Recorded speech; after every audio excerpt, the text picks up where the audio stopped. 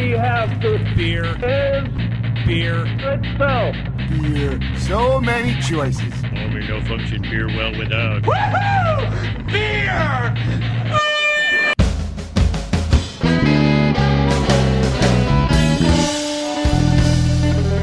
Hello and welcome to another episode of Beer Busters. We're going to bring you the news and reviews of your favorite brews. I am Dan Baker, and I am joined by my co-host and brewologist, Steph Hefner. and of course the demented and fermented Wayne of Baker. Wayne of Baker. That's right. I It's like official, that. man. Yeah. Do you have the family crest over your shoulder? That's right. Okay. I'm a lord. I own land. Oh, do you? I have serfs. Where is this land?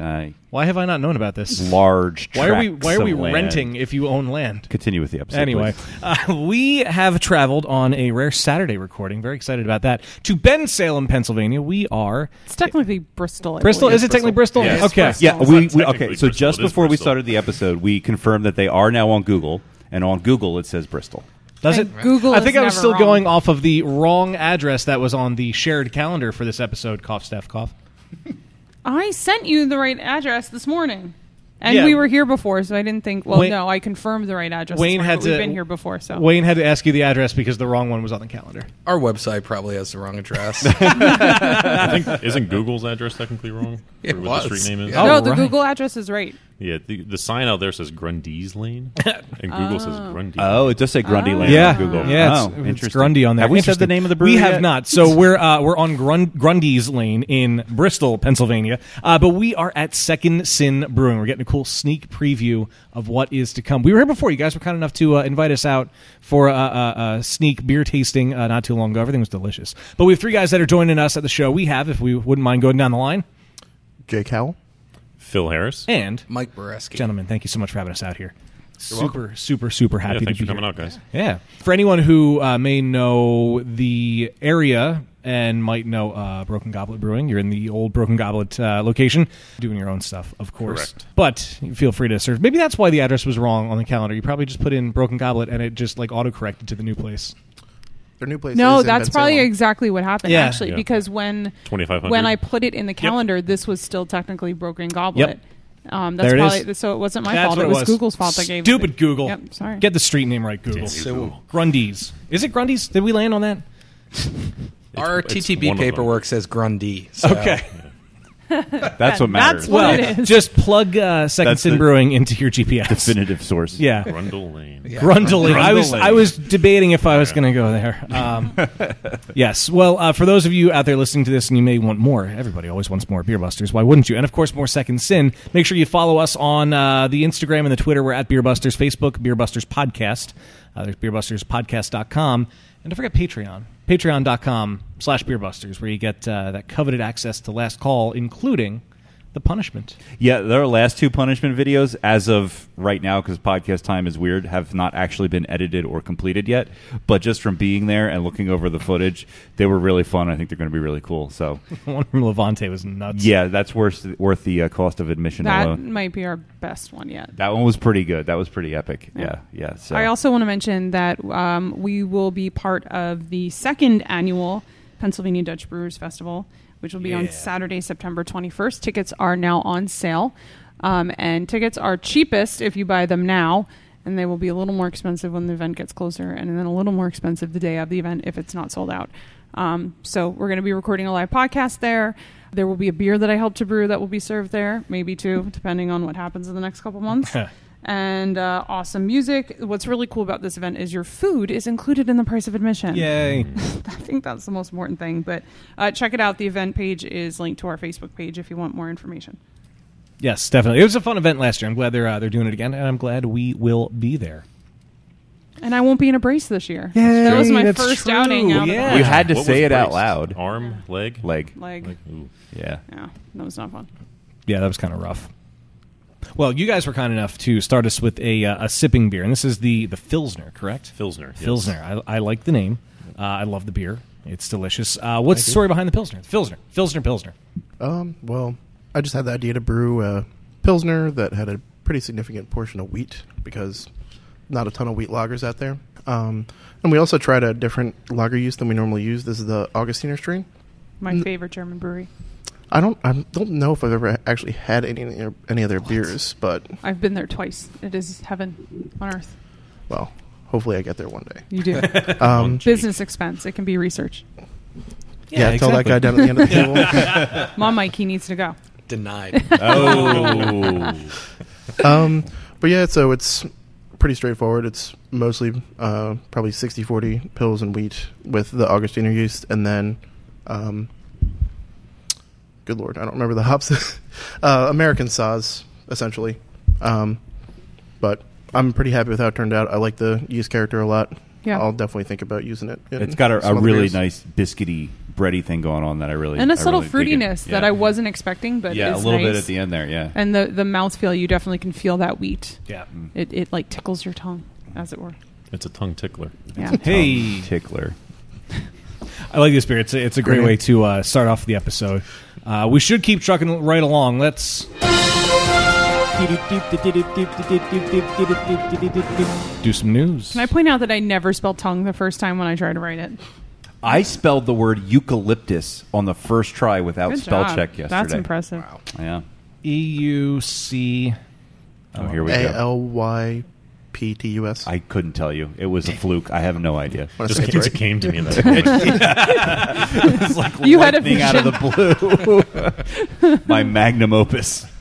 It's spelling eucalyptus, right? Anyway, 3 guesses what one of the news stories is. Yeah, you only need one guess, I'm sure. I wonder. So this episode's going to come out a couple of weeks after recording, but something big happened between last episode recording and this episode recording. AB InBev is now back in the mergers and acquisitions game because after their 2-year hiatus, after they announced in 2017 that they were going to lay off a lot of people and hold back on the M&A after acquiring Wicked Weed, they are back and they have acquired Cleveland's Platform Beer Company, which is the deal is expected to close in the third quarter of 2019. Can I point out, I think I am bad luck for craft breweries. Probably. Every time I bad for you love guys. a brewery, and then I'm there, a few days later, this happens. That's This true. That's happened. what happened at Wicked Yeah. Weed. Wicked Weed. Yep. It was announced 2 days after I was there. I was just at Platform, 2 weeks ago? And this happened. Yeah, we just got our Yeah. offer to Yeah. buy. We're not even open yet. That we got the offer pre-opening letter. Wow. I'm check. sorry, guys. Shoot. Well, good for you. Good for the owners. I mean, if someone's going to offer me a shit ton of money for my business, I'm not going to say no, but I don't know. It still breaks my heart. Yes. So that's why you guys said the work was done. Yeah. We said you were on Google. That's it. The On work's Google. done. We're good to go. AB searched us. They found Yeah. us, and Wow. That's Sell all us it a takes. check. That was $5. We took it. I'm not like an intern. All they do is they search We got craft some brewery 7-Eleven grand taquitos, opening. and we're Yeah. set. In an interview with Brewbound, Platform's co-founder Paul Benner said the Ohio brewery was exploring different investment mechanisms about 6 months ago in an effort to continue the company's upward growth trajectory. Ultimately, he said he and co-founder Justin Carson were attracted to the autonomy and independence AB provides the founders in the daily decision-making of its acquired craft brands. As we became more educated on what the partnership actually looks like, it became more and more clear this was the best option for us in the short term and the long term as a company, he said. It will also provide Platform with additional resources to upgrade its facilities and to provide its employees, and this is something I mentioned a couple of years ago when they bought 3 of them in a row. It will provide the employees with additional benefits like improved medical, dental, vision, a 401k match, and parental leave, and other professional development opportunities. So I think I know we've lambasted this before, and we've all gone on record as saying, or the craft beer community as a whole seems to be against this kind of thing, and I understand why. Don't get me wrong. But if you look at it from an employee level, from a managerial level, if you get the independence to keep doing what you're doing, if you guys had an offer, AB InBev wants to buy you guys, you still get to make the day-to-day decisions. You get a shit ton more money so you can upgrade your facility, and they provide all of your full-time employees with better benefits, parental leave, and PTO and everything. Where's the downside? Well, our only full-time employee is Jake, so fuck him.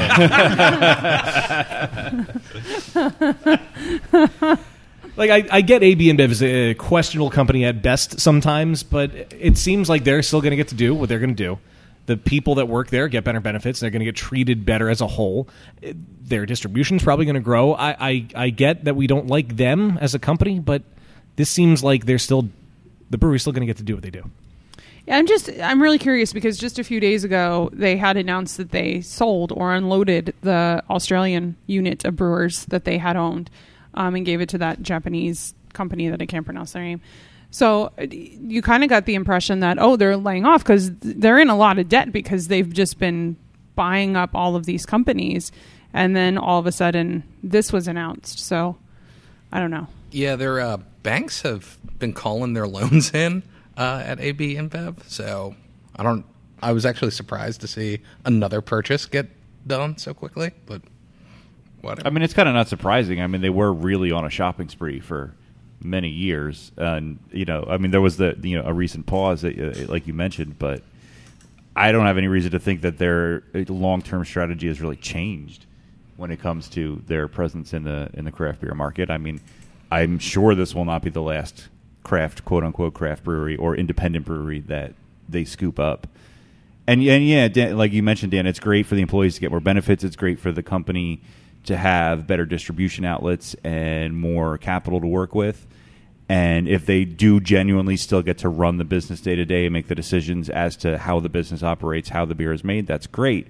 I just don't know of many historical examples where a giant corporation buying up a bunch of little guys ends right. well and for I, everyone. I could see that, but have we heard anything about Wicked Weed? Are they still? I mean, this has is anything business as changed usual, there? really. Yeah. I mean, and it goes all the way back to Goose Island. Like they're still Goose Island. They still do and what they do. I still drink their beer. They're like in more, If Don't anything, don't you at find me, I their drink their beer. at every single grocery store now. exactly, yeah. And they're in like all sporting I venues. mean, they had the year or two where they had the infection on the bourbon. Well, yeah, but I mean, they made that that's- right. Yeah, they made it right, and that's not immune to any kind of brewery, whether you're AB InBev or a craft brewery. Right. It's going to happen. yeah. Yeah.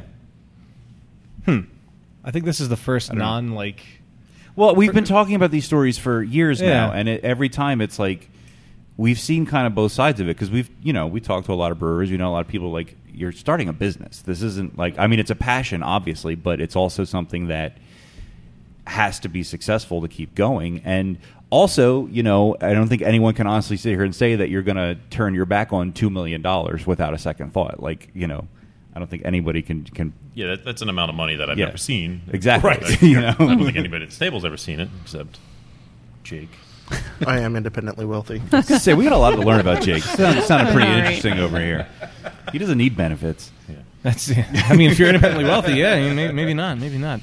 Well, in other news around the craft beer world, growth for small and independent craft brewers remained steady for the first half of 2019, according to the new mid-year metrics released by the Brewers Association, which is the not-for-profit trade association dedicated to small and independent American brewers. Production volume for the craft segment increased 4% during the first half of 2019. Now, who wants to guess the number of breweries that were at... Oh, total breweries. Total breweries Are we in at the US 8,000? currently as of June 30th. Is it over 9,000? Are we over 8,000? We're not over 8,000. So we're still in the still in the 7,000 range. 7,400. 7837. 76.50. 7777. Wow. Okay. I don't know. 70 and $1. 7,400 was your guess? I said 7,450. 7,450. Add 30. All right. 74.80. 7,480, which Okay. is up from this time last year, 6,464. As of when? June 30th. So Okay, as of the recording, a little so over it could a be month. over 8,000. Yeah, it could, right. There are 10,000. Yeah, there's an right. estimated 2,500 to 3,000 breweries in planning based Yeah. on active alcohol and tobacco tax and trade bureau Every single one of licenses. them is on a spreadsheet at AB InBev somewhere. Probably. They're watching. Yeah. Overall demand for beers from small and independent brewers continues to increase, as we've seen, but at levels that make it difficult for all breweries to grow simultaneously. This is a sign of a maturing market that will likely continue in the coming years, is a quote from the Brewers Association. I thought that was interesting. I like reporting on the numbers. There you have it, 7,480. Is that something you guys think is going to eventually hit a cap? I think so. I hope Probably. so. I mean, we've been thinking about that forever Yeah. at this point. But I don't know. We're still not at the highest per capita number, I don't think, of breweries. 'Cause that was probably No, but that's a weird metric. It is. You know what I mean? Like, and also, we had this conversation before. Like, how many craft breweries can a community sustain? I mean, obviously, in the craft beer world, if there's 3 breweries in a 3-block radius, it's actually probably good for everyone because that means people are going to be stopping. It's more of a destination for beer drinkers who are going to hit all 3 breweries. But where's that point where this exactly? Yeah. Or places like Asheville or Denver. But when does that become too many? Because I think that's the point. I think the point. I don't think the number is the problem. I think for me, it's the quality. Yeah. I mean, it doesn't matter if you have 5 breweries in a block or 20 within a square mile. I mean, Asheville is a great example of that. If they're all pumping out quality products, but unfortunately, not every brewery that has opened or is opening is making a quality product, and I think that's where the issue is. Yeah, and I think that's what you're going to see coming up in the next couple of years is some of the breweries that are opening now falling off because of a lack of quality. The market sustained a lot of breweries opening just because people are into it, but quality is going to keep you around. A good example, though, Mad Fox in the DC metro area recently closed, and kind of like for people from our area, they're kind of like an Iron Hill, but not quite on that big scale. But they were making quality food and quality beer, but I kind of feel like they just weren't willing to push themselves and update their business model a little bit. Where Iron Hill is sort of like trying to reinvent itself and make itself still relevant to compete with the newer, younger breweries that are coming along, but. I don't think that Mad Fox did that. So it's not just about beer. While I think that should be the biggest thing. If you're making shitty beer, you should not be open. I'm sorry. But you also have to stay relevant and give people a reason why they should come to your brewery and drink your beer. Well, kind of along the same line, what happened to Pretty Things a few years back? Because, I mean, they made pretty good beer, and I think when they expanded, I think you know. No, it wasn't really an expansion. I think really what happened was... Dan Paquette, I believe it was his name, he exposed a lot of the shady practices that were going on in the Boston area. There was a lot of pay to play, buying tap handles, stuff like that, and I think he made a pretty long blog post about it, and I think he got kind of blackballed from a lot of the bars and stuff. So he actually owns a brewery in England now. Oh, wow. Good for him. Oh, cool. In England? Yeah. So that's where he's originally Old from. England. No, yeah. Old England England instead of New England? Yeah. Canada, England. I don't know. Shut up. Antarctic, England. One thing I think, though, and we've seen in the course of doing this podcast for 6 years now, is the beer industry, the craft beer industry, has become more and more driven by trends. There's always been trends, but I feel like we are at this height of everybody's doing the same thing. Glitter beers. Social media. Yeah, glitter beers, hazy beers, milkshake IPAs, can releases, there's become this homogenization of not just the type of beer or the style of beers that are being brewed, but the entire way that the beer is being presented and sort of the identity of the brands behind them are all kind of you see it in you see can labels are all kind of have a lot of the same things. You see styles of beer, and events that breweries are having are all very much similar. There's not a lot of really sort of radical out there things right now that I think there used to be. Yeah, even with the whole idea of trends, we used to talk for years. We talked hey, what do you think the next trend's going to be? Right. And it's saisons are going to be coming back, and there was a brief moment where everyone wanted to make a saison. Right. And we really like classic beers, and we always say it's let's make a Schwartz beer. Yes. Please. I don't see a Schwartz beer selling very well compared to a. We will. I was at New New England Realm. IPA.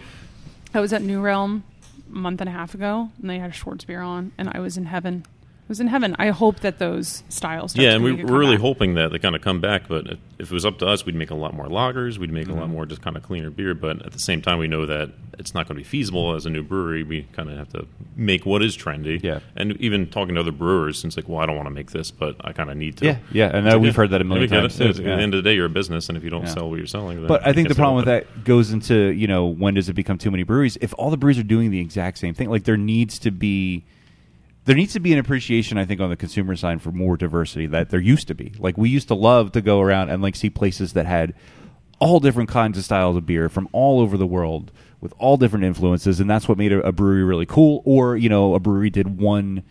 They were known for they one did English style or ales one really well. type, They did lagers really well. They did Belgian traditional beers. German styles. They did Belgian styles, and now everybody's making these poppy. I mean, in the sense of pop music kind of things.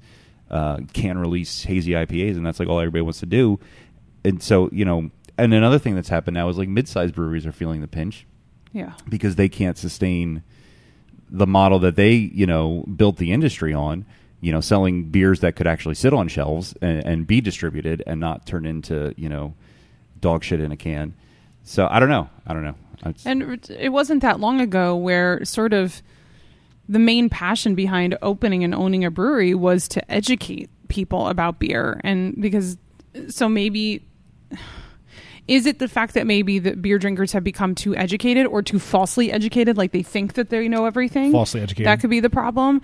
Because where like 6-7 years ago you'd go into a brewery, oh, I've never had a mild. Can you tell me about this? I've never had a Schwartz beer. Like, I feel like people were more open-minded, and the excitement of trying all of these styles, like that is what drove this big craft beer boom. But now all of a sudden people don't want that. They're almost offended if you say, well, have you ever had this? Well, no, I don't like that. Like all of a sudden if it's not what you want to drink, you're not even willing to try it anymore. Like, I think there's been a shift in the mindset of the consumer, and I don't necessarily think that it's a positive thing for the industry.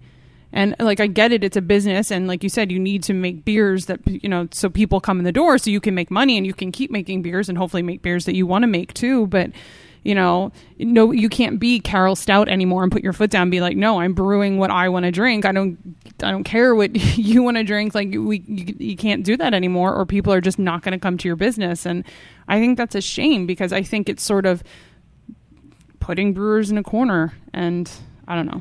Yeah, I think everything runs in cycles. So I think at some point the craziness on a milkshake IPA or the craziness on a pastry stout is eventually going to fade away.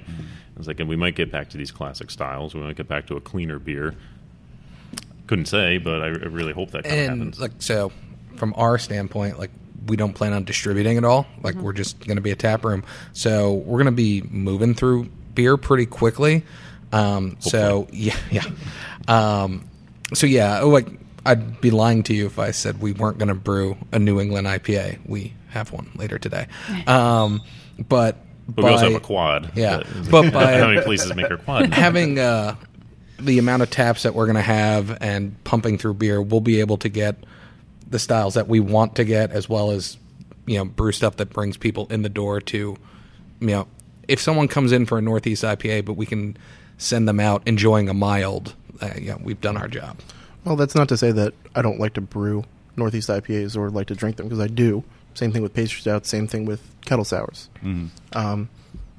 But it's not all we like, which, the beer scene's getting a bit one-dimensional on, basically those three things is what every brewery's making. We're going to try and keep it a bit more balanced. And I think that's part of a good strategy for a lot of new breweries is to have...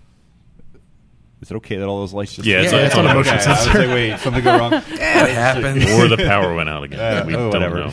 know. We're still recording. Yeah, we're good. What was I going to say?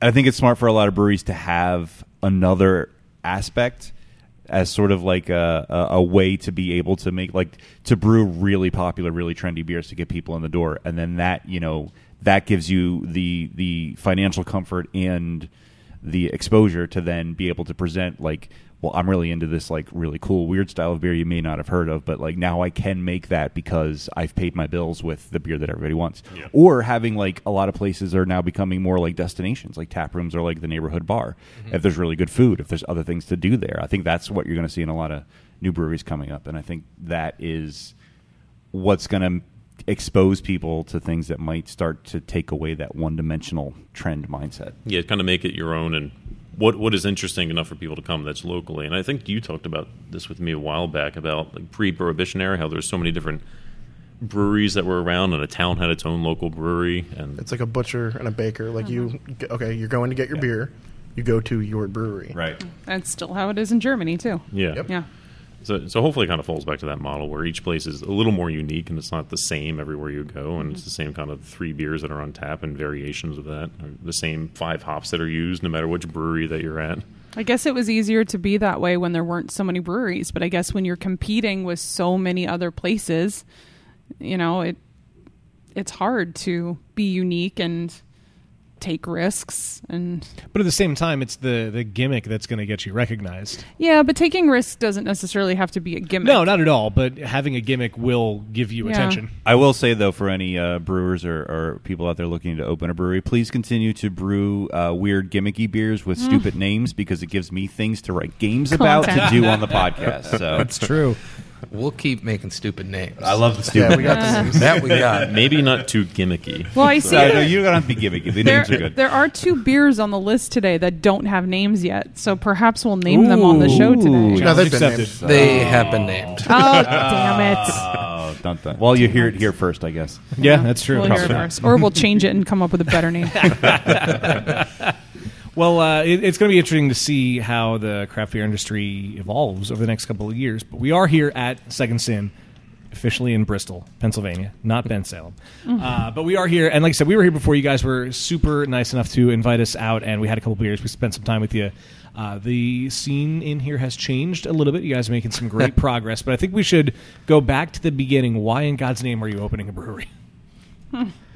So we all have different reasons for that, and that's like we've all known each other since like the 7th and 8th grade. I'm an accountant by trade. Jake's an astrophysicist that actually is a brewer, and Phil's a Phil. He's a boss. I got a teaching degree Phil's a that I Phil. never used. Yeah. But so, yeah, we all want to do it for different reasons. But like I just want to run a business. So that's like what I'm doing on this side of things. I'm running our books and dealing with all of our licensing. It sucks. Saying no to Jake. Yeah, saying no to Jake, denying expenses left and right. No, you can't get lunch today. Yeah, no lunch. No breaks. No lunch, no health benefits, cutting payroll, usual business stuff. But, I mean, I'll let them speak for why they want to do it. I think one of the things, so I work for a pretty large company, corporate America. I like the idea of working for myself and working for the people that I care about. So to come into a place that is like, I can make the decisions and I don't have to answer to anybody else. This is what I want to do. This is what we've decided we want to do. And just kind of make good beer. It's like we've always enjoyed beer. I didn't drink till after I turned 21. Jake got me into beer at that point on his birthday. So that's like, I think my first beer was a Paulaner Hefeweizen. Technically, your first beer was our first homebrew. That was our first homebrew. It was like a 6-month-old wit. Yeah. Yeah. Which I don't even like. And then now. you gave him the planner and said, "This is what it should taste like." Yeah, that's what it's supposed to be. Yeah, so it's just kind of, I entered into the beer scene when I was younger, and I never kind of looked back at that point. So going to Zeno's at Penn State and getting all these amazing craft beers at the time that you just couldn't find anywhere else, and trying Zeno's these was things. the place. Oh, Zeno's is the place. It's still awesome. Yeah, it's still There's great. so many places there now, but yeah. Yeah, was that Dave? Is that Zeno's? Is that his name? Yeah, and then Matt, I think, was the bartender we talked to all the time. But yeah, so I got into craft beer right away. I didn't try anything else. Like I think I had my first Bud when I was like 29. Wow. So it's kind of entered into that point, and then it's like, all right, well, we can make beer like this. So why don't we try different things? So we started homebrewing, and then out of college, we all got together. We started homebrewing more and more and more, and it kind of led into where we are now. So similar to Phil said, I wanted to work for myself because I'm not really someone that likes to be told what to do. But mostly, I just kind of started drinking beer, when I was in college before I was 21. And it was all the crappy, normal swill. Oh yeah, edit that out. That's illegal. So edit that out for me. Don't tell Jake's dad. Swill? Yeah, don't tell my dad that I drank before I was 21. But so I didn't really like it, and I was like, okay, I guess just don't like beer. And then one of my friends, had some Sam Adams or something. I was like, oh, this is actually pretty good. And then we decided to make up a batch ourselves. In the bathtub. Yeah, we filled the bathtub with water and ice and cooled the pot down. And it was terrible. So I quit brewing for about a year. I was like, okay, well, I guess I just like drinking it and I don't like making it. But then I had a special bitter from a brew pub out in State College, and I was like, this is really good. Yeah, from Otto's. Autos. And I was like, well, I got to try making something like this. So ever since then, just didn't look back. It's been, go since then. But whenever I do something, I kind of like to go head on into it. Like I don't like to take things very lightly. So got into brewing and took it a bit too seriously, and then here we're sitting. So when was the moment that the three of you were like, we're going to actually do this? I think there was, when we officially sat down, so years ago, there was actually 4 of us at one point, and the 4 of us sat down. It's like, all right, we all want to make this transition. It's 2014, maybe, was it? It was 2015. It was in my basement. After John left? No, that was before John Oh, okay. left. Yeah, before John left. So we all sat down and we talked about it. And it's like, all right, well, if we want to do it, you're in or you're out. So, so the 3 of us, we wanted to stay committed. And at that point, we started making a plan, looking at areas, figuring things out. Jake's been brewing professionally for a while at that point. And so we're slowly gaining more knowledge about it. And we each have our own knowledge sets that we use and just kind of approaching it in that manner. But just, all right, well, here's the amount of money we're going to need. All right, here's the equipment that we want to buy. Here's what we have to do for this. All right, well, where do we want to be? I think we looked at a lot of demographics to try and find. We had a general location where we wanted to open, local to where we grew up, but just trying to find, all right, well, where's a spot that doesn't have a brewery? And then we found more and more there was actually a bunch of breweries that were opening in that area. And it's like, all right, well, and then we had a spot for a little bit. And then we moved into an old brewery. Yeah, and then we moved into an old brewery. So just funny how it ended up changing around. And we had a spot for a little bit in Doylestown, and that fell through. But we kind of fell ass backwards into this with the guys at Broken Goblet. So, Well, how did that come about? How did you guys end up in this location? So after Doylestown fell through, we were like, like some of our investors were like, well, we wanted the Doylestown building. We were going to be a bigger brewery. And so they kind of left, and then we're like, okay, well, we still want to do this. How can we do it on a smaller scale, and how can we not lose any time, right? And then we knew Broken Goblet was going to be moving to a new facility, so Jake had some experience like talking with them, and he shot him an email. It's like, what are you guys doing with your brew house? Yeah, we actually just originally asked them what was going to happen with like their hot side, their mash tun in the kettle and everything. We were kind of planning on opening like the classic Nano, which I'm glad we didn't go that way. But seeing if we could buy that brew house from them, and they're like, oh, we actually have somebody else that contacted us about buying all the equipment and just moving into the space. Is that something that you would be interested in? so they told us. Or so they told us. Oh, no. But Listening, Mike. so we, we're talking to them and said, okay, talked amongst ourselves. That actually would probably be a pretty good idea because, it's all mostly already here. So we met with the landlord. He, kind of went along with our plan. He, approved of the business plan that he put together and thinks that we have a decent amount. It was decent somewhere chance of around success. somewhere around Mark 35 of the business plan. Yeah.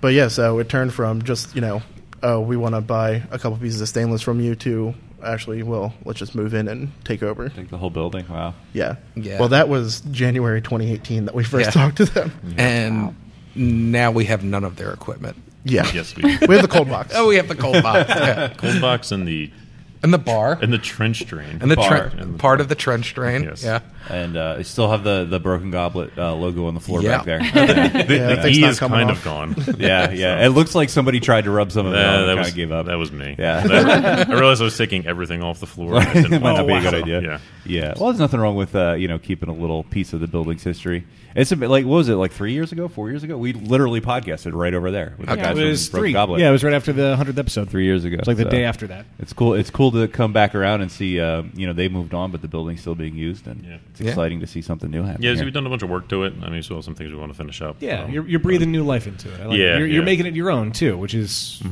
cool. Yeah, so every time we look at a project, it's like, well, we can do this, and next thing you know, we end up ripping the whole thing out. It's like, let's just start fresh. start Do it the way we want to do Yeah. it. So whether it be putting FRP on the walls to protect it, or ripping the carpet out, or just getting the brew house. Yeah. And It's like it's buying a brand new brew house. Yeah. Yeah. Why not? Yeah. What? So wait, I have to ask. Why did you then buy a new brew house? Why didn't you just use? We didn't actually buy the equipment from them. Oh, so you didn't? You just No. sent Now it? Okay. we ended up backing I out of feel like, that part. We bought all the equipment. They're like, "This is shit. We're selling it and buying our own Yeah. stuff." No, like over the course of the year, it kind of like because they were supposed to move out like June of last year. Yeah, June of last year. So we're like, all right, well, we'll buy your stuff and we'll brew on it. And then time like kind of ate away at that, and a pretty good deal at Pioneer came up, so we ended up buying a brew house from them. It's, better than what Broken Goblet was brewing on. I think they had a 3-barrel system before? They had a 3-barrel system. It was electric. Yeah, it was an electric fired kettle. Yeah. Plastic fermenters at the time. Yeah. What size system do you have back there now? It's a 5. It's 5 now. Yep. Yeah, But- so 5-barrel direct fire brew house, and then 5 fermenters to start. Very cool. Like the shiny new stainless steel. It's so fun. Yeah, to it's see. Yeah. so pretty to It is, just yeah. look at. Whose job is it Yeah, to don't look shine at the it? backside. That's of the- the Don't look at tanks. the backside. Yeah, that's Jake's job. They got a little roughed up in shipping. Yeah. Oh, yeah. At least it was the backside. That's true. Yeah. Yeah. Yeah. No one needs to see that.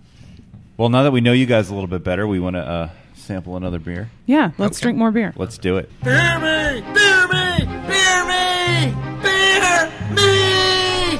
I love when beer magically appears in front of us. And I kind of wish we were filming you guys opening because it was kind of fun to watch. Yeah, that dollar store cork opener, wine opener is not very good. That's Although- gone now. It Although it's- broke while opening. Oh, no. Oh, like it just literally now broke? Oh, man. Oh, man. We have no Part more of it cork stayed beer. behind on the bottle. That's deducted from Jake's salary. Oh God, I'm going to owe you money this week. Ha, Jake. Wow. I can feel the love. Wow. Such violence. Well, what? Nothing like a hearty backslap. Yeah, right. It was a beer name. Yeah, what? Write that down. Hardy backslap. Hardy backslap. Yeah. Yeah, I like that. What? Hardy backslap. What magical liquid is inside of this glass?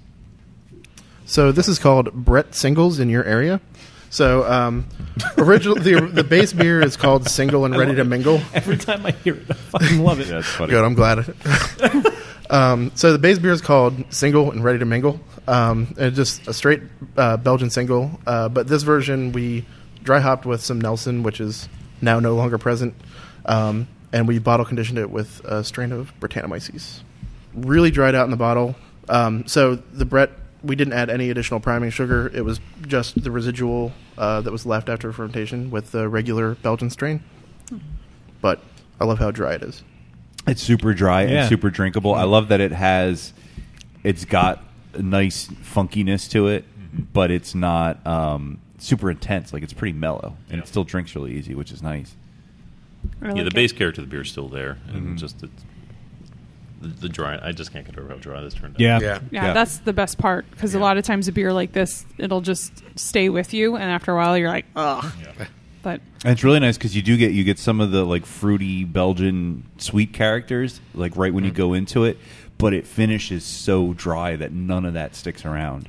And That's I'm really nice. I'm tasting almost like a little bit of woodiness, Yeah. which the beer has not seen any wood. Yeah. but Do you know it's much just- about wood? I actually have a book You have a called book on Identifying Wood. You do. You do. It's a Christmas present from Phil. Yes, it was. Hasn't seen any wood. See that bar over there? That's wood. that's wood. woody. It's very Oh. woody. That is very woody. I couldn't tell. Although I've seen bars that are wooder than that bar. Wow. Play the outro, please. Well, speaking of wood and identifying wood and seeing wood, I know you guys are like just started. You haven't even opened yet, but do you guys plan on doing any funky barrel stuff, any sour, any like For sure. Yeah. That's one of Jake's favorite things. So. Yeah, I'm ready to get into it because I don't really like the small barrels. You get a lot of oxidation. So we haven't played around with it a whole lot. I was in charge of the wood program at Neshaminy for a few years before I left. So we're going to be doing definitely a lot of spirit barrel aging and then a lot of mixed firm stuff as well. So with our brew house size, it works out pretty nicely that we should be able to fill 2 bourbon or wine barrels with one batch. Cool. And it looks like you guys have a decent amount of space back there, even with the equipment you have in right now. Oh, we have some warehouse space right out that door. Yeah. Oh, even more back Yep. there. Okay, not cool. not that any beer is going to be going into that Yeah, warehouse. No. space. yeah. No, Now, okay. That is All right. completely unlicensed, and nothing will go out there. Just raw- put like, raw like ingredients. furniture in there, right? To Yeah, store. just You know. furniture. Just furniture. Other kinds of wood.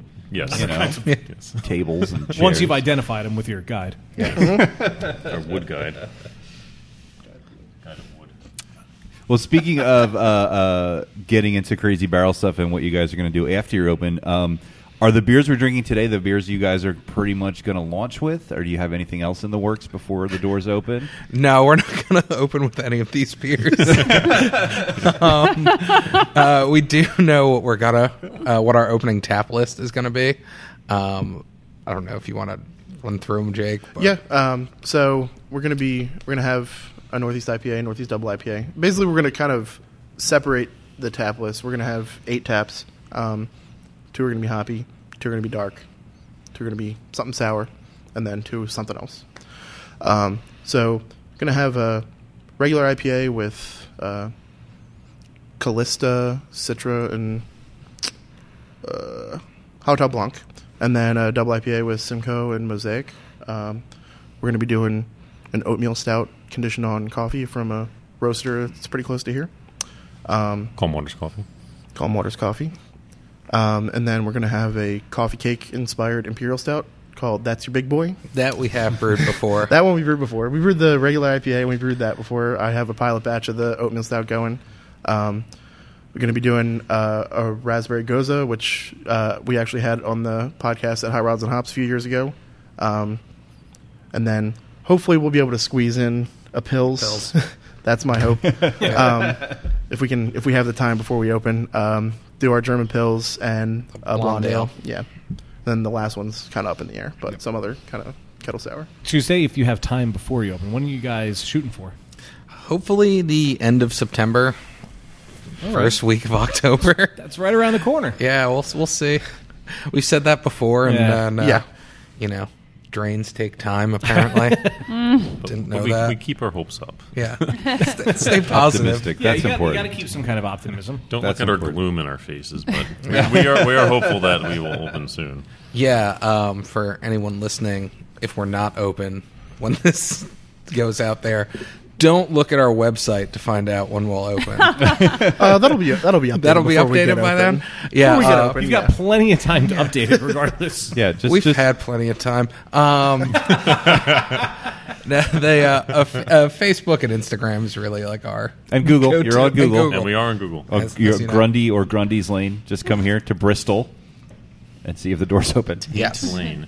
We have had people just kind of come in when we've been in here working. it happened last night. Happened last night. Yeah, Just like walk in. Because Yeah. the big coming soon on the door. Yeah. Yeah, that Yeah. doesn't They're give like, it away. that It's just you're not open Broken yet. Goblet. It's like, see their logo on the you're- door? Wow. Well, she walked in. And I she was see it on the staring floor, at me. though. Yeah, she was staring at me. I was like, "Can I help you?" And she didn't say anything. I was like, "Anything?" She's like, "Is this Broken Goblet?" And I was like, "No." No. I was like, Okay. "Oh, my driver dropped me off here." Oh, yeah. Okay, that's the second no. time that an Uber has dropped them no. off here. Oh, that sucks. I was like, Wow. So I was like, "You should be on Google." And I searched it. And I was like, "Here's the address." And so I mean, when we open, I'll gladly take their business. Yeah. Yes. Hide your shirt. I thought you were going to say she asked if you could give her a ride since she wound up here. Your website still says fall 2019. You're on track for that. Yes, I guess that's true. I yeah. just updated that a couple weeks ago. It originally said early 2019. Oh, okay.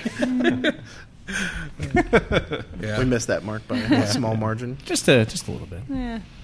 That's normal, though, in this Yeah. industry. It really is. It's Yeah. very normal. yeah, I mean, I don't know a few in the area that are struggling to open. Still. It just takes so much time. Yeah. You got to deal with so many things. There's licensing, there's zoning, there's the actual construction. Yeah, and that was one of the things that enticed us about this spot is the zoning for it. So talking to the townships, like, oh, it's been a brewery already, shouldn't be an issue. Yeah. But now wastewater is a big thing with breweries that are starting up and even breweries that are in place. So trying to get that handled. Do you have to? Is there like different? Like, would Broken Goblet have been like grandfathered into certain things that now you guys have to do differently? They were licensed prior to this, and they had their certification for Right. the things they didn't need to put in place. Right. But now that we are a new company in this have to facility, do that all the we new have to do things. all that. So, Yeah. so we're still waiting to hear back, and just kind of hearing back from them is the time-consuming part of it. Yeah. Outside of that, though, I mean the federal government, the state, they've been pretty. The Yeah, we're licensing, already approved. the licensing has been fine. Yeah. Like we've moved right through that. I mean, it's time consuming, but it was easy. The real kick in the dick was the drains, which if you go back there, I keep bringing up the damn still drains. not in there. I can see the hole from Oh, here. yeah. We were supposed to have them 2 weeks from the day that we paid for them. Yeah, We paid for them sometime in June. yeah. We just got them a week and a half ago. It's 2 been a weeks ago. nightmare. They came in damaged, and then They got damaged in shipping, back. and then God. there was a miscommunication, and they said it was going to take another 6 weeks for us to get them, and they had actually already shipped, and then in that shipping they had got damaged, and so we were, the rep called us and said, oh, they actually shipped. They were delivered to the local plumbing supply company on Friday, and it was a Monday. I'm like, oh, great. So I called them up. Oh, we had to send it back. They were damaged. So just kind of been... They're a sore subject, let's put it that way. Oh, man. But they're sitting in that trench waiting to be installed, hopefully next Yes. week. Is there going to be a beer named in honor of the drains once they're installed? Probably. Almost assuredly. We don't have the name yet. Something But inappropriate. Yeah. We'll Would you have the guts to call a name of beer Drain Pour? that'd be pretty good. Yes. write it down. Put it on the list. Yeah, we have a lot of names. Jake and Brez keep a list of the names as we go along, and most of them are stupid, I dare say, but they're funny. And or at least, 90% or rather, are stupid. They're all stupid. we find them funny. Yeah. Well, that's what matters, right? We've been keeping the list because our names generally come from anything like we're talking about that makes us laugh, and we looked back at the list and realized we don't remember the stories for half the names. So we've started adding Little little descriptions. bits. Yeah. But Like I think one of Jake's more recent ones, I saw a fire truck, and on the back of the fire truck it said Squirt 13, and I just thought that was funny. So I called Jake. I was like, "Hey, I saw a fire truck. It said Squirt 13." And so he said Squirteen. So Squirteen's a beer name now.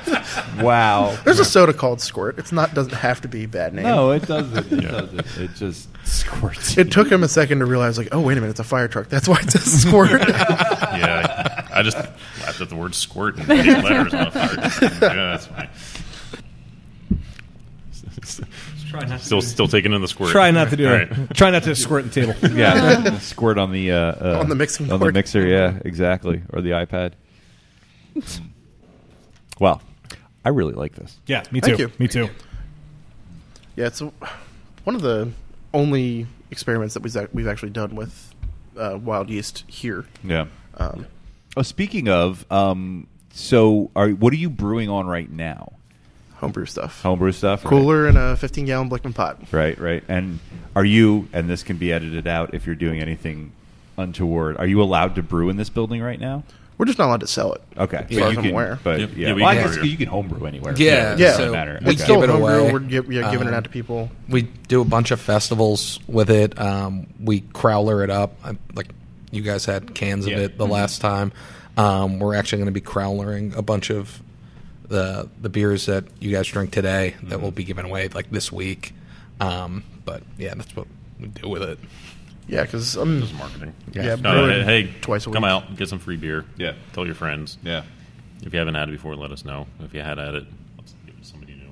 And hopefully by the time it comes up that it's a problem, we'll be brewing on the big system anyway. Yeah, So even Fuck the, it. the first time we crowled, which was recent, we were at a fest, and then it started pouring. The rain came through. The fest was canceled early. some straight line winds that were Some straight line lifting winds. the canopy up. That was over. It was The pretty bad. security guard kicked everybody out of the tent. He said, "There's straight line winds coming through." So, straight line winds is now a beer name. Straight line wins. Yeah. So we made a post saying, "Hey, anybody who's at the fest, if you want some beer, let us know." So funny. So a bunch of people responded like, "Hey, I was at the fest. Like, I have my ticket," and it's like, "Just come in. Come in and have a just beer." come in. Here's what we have. Pick a crowler. It's yours." Yeah. So people That's seem to- cool. Yeah, it's like we made this beer for you guys as it was. And it's Yeah. like we're not making any money. Now, off how it, big so. batches are you brewing right now? Just like usually 5 or the- 10, I was gonna say depending 5 on gallons, yeah. like the imperial stats. I can't really fit more in the mash tun Right. to do anything larger than that. But double IPAs and stuff, we'll do 10 gallons, and that's where I'll do some yeast experiments, trying different strains and different times, process that kind of stuff. Are you going to make a big ceremony out of brewing on the big system for the first time? No, if I could not have We're them gonna have here, the I largest don't want anybody ceremony here. I just want to be able to focus. Yeah. We're actually throwing a BronyCon here during the opening. Wait, am I not going to be able to attend? Am I going to be busy? No, I go to all you're, BronyCons. You're the main brony. Am I? Yes. Am I What The proper fuck brony? is a brony con? Oh, what a brony is? No. You're in for Oh, a treat. Go ahead and boy. Google that. No. Oh, boy. Google that. This was like when you didn't know what LARPing was when we were at homebrew I think events. this is worse than that. It's worse than LARPing. It is well. Maybe on par with It's- people that play Quidditch. Well, yeah. Excuse me? I knew somebody that was in shots a Quidditch fired. league. Oh no! Yeah, I don't talk to her anymore. No one's going to teach me.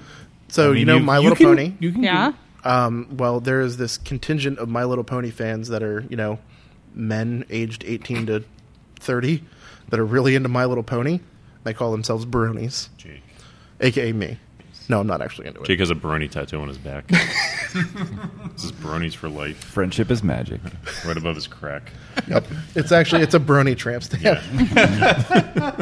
There's your another beer name. Brody tramp It stamp. has to be a glitter beer. Pretty good. It has to be a glitter beer. Brony tramp Absolutely. stamp. Okay, the more you know. Yeah. Well, should we drink one more and then play a game? Yeah, let's drink another beer. let's do that. All right. All right. All right, more beer magically appeared in front of us. Ooh. What is this one now? That's gold, Jerry. It's gold. It's a golden stout. Ooh. So it's Oh, it smells so great. I guess I would describe the base as kind of like a lower gravity barley wine. Pretty caramely, but and then it's conditioned on toasted cacao nibs and coffee from Calm Waters. I was worried I tasted coffee because I was drinking coffee earlier. No, you definitely get coffee and chocolate in the aroma. It's really nice. This is delicious. I like this a lot. Me Thank you. too. You could put it in a Starbucks cup with some ice, and I'd be Ooh. happy too. Ooh, that is really nice. What's the ABV? 8.6, Oh, I think. fuck. I'd say it's up there Ooh, because boy. it's got a little punch at the end. We're getting into the big boys now. We Yeah, had the two, Yeah, that's the pretty two good. lower gravity the ones. two easy ones, and now, yeah. What was the ABV of Brett Singles? Did we say? Was it much? Like five-ish, 5.4. Yeah. I don't remember what we have it listed at. Definitely in the low fives. A question for you guys. Yeah. You ever just don't like a beer? Or, assume it happens. How do you respond to that? I go to the bathroom and dump it out. You drink a beer. I've and legit you're in done front that of at the multiple brewers. breweries. No, but I like Oh, on in the front podcast. of No, the like breweries? you're doing a podcast with a brewery. We don't record with those breweries. I brought this up on when I did you? recorded them last time. Yeah. I remember saying, I'm sure all the beers you have are good. Yeah. Well, there's, and maybe this is a peek behind the curtain and kind of showing a tell a little bit, but we just Shut the don't mic really off. talk about it. Put it on the Patreon. Like, Yeah. Well, at least you're consistent. Yeah, with I what was you said called last out time. that apparently when I don't like a beer, I don't talk. Yeah, Yeah. well, and I think what I've we... been called why out she for hasn't that. That's why you've been so silent. yeah, I've been so Or quiet so far. so I'm either not talking because I don't like the beer or because I'm on my phone too much. Yeah, yeah. Or because it's Damn millennial. noon on a Well, Saturday. no, We I'm don't the one normally that checks record in this all the early. damn beers. No, yeah. And yeah, I Steph do has the a lot soch. of important internet stuff to do. I think a lot of times if we're not particularly into a beer, we'll just talk more factually Okay. about it, like what's in it, that's a stuff beer. like that. Don't tell our secrets. So No, I think it's fine. Is there alcohol in this? That's Yeah, crazy. I mean it's been a long time. Is this a malted beverage? of all the beers I've ever had, this is certainly one of them. This is a beer. This is It's definitely a beer that I've had. And I think there's been times where there's been times where I've said to people, "This isn't my cup of tea. Like I'm not into this style." Or like, I mean, We'll say it respectfully. we've shit a lot on hazy IPAs on this podcast, and we have brew ones. better beer. Yeah, and we've had ones that I've had plenty that I like. It's just an annoying trend, I think. But I've had plenty that I don't like. But I don't know. I don't feel like we need to. And like as business owners and as brewers, like if somebody doesn't like your beer, you'd rather than be like, oh, I don't like this because. Yeah. Oh, yeah. As long as the like feedback's feedback. constructive. Yeah. Yeah. Like we get a lot of. Or if it's- there's it's any like, feedback. we Any were at a feedback. Yeah. We were at a festival and gave somebody who's like, it's sour beer. You want to try it? And he's like, yeah, sure. And tried it and like, ugh. I don't like sour beers. It's like, why'd you give Then this why to did me? you ask for the sour? I was like, it said we told you it was a sour beer. Yeah. So Said no, it's you sour don't on like the sour side. beers. To That that is point, one of my biggest pet peeves when people go on Untapped and they rate a beer like half star and they're like, I don't like Pilsners.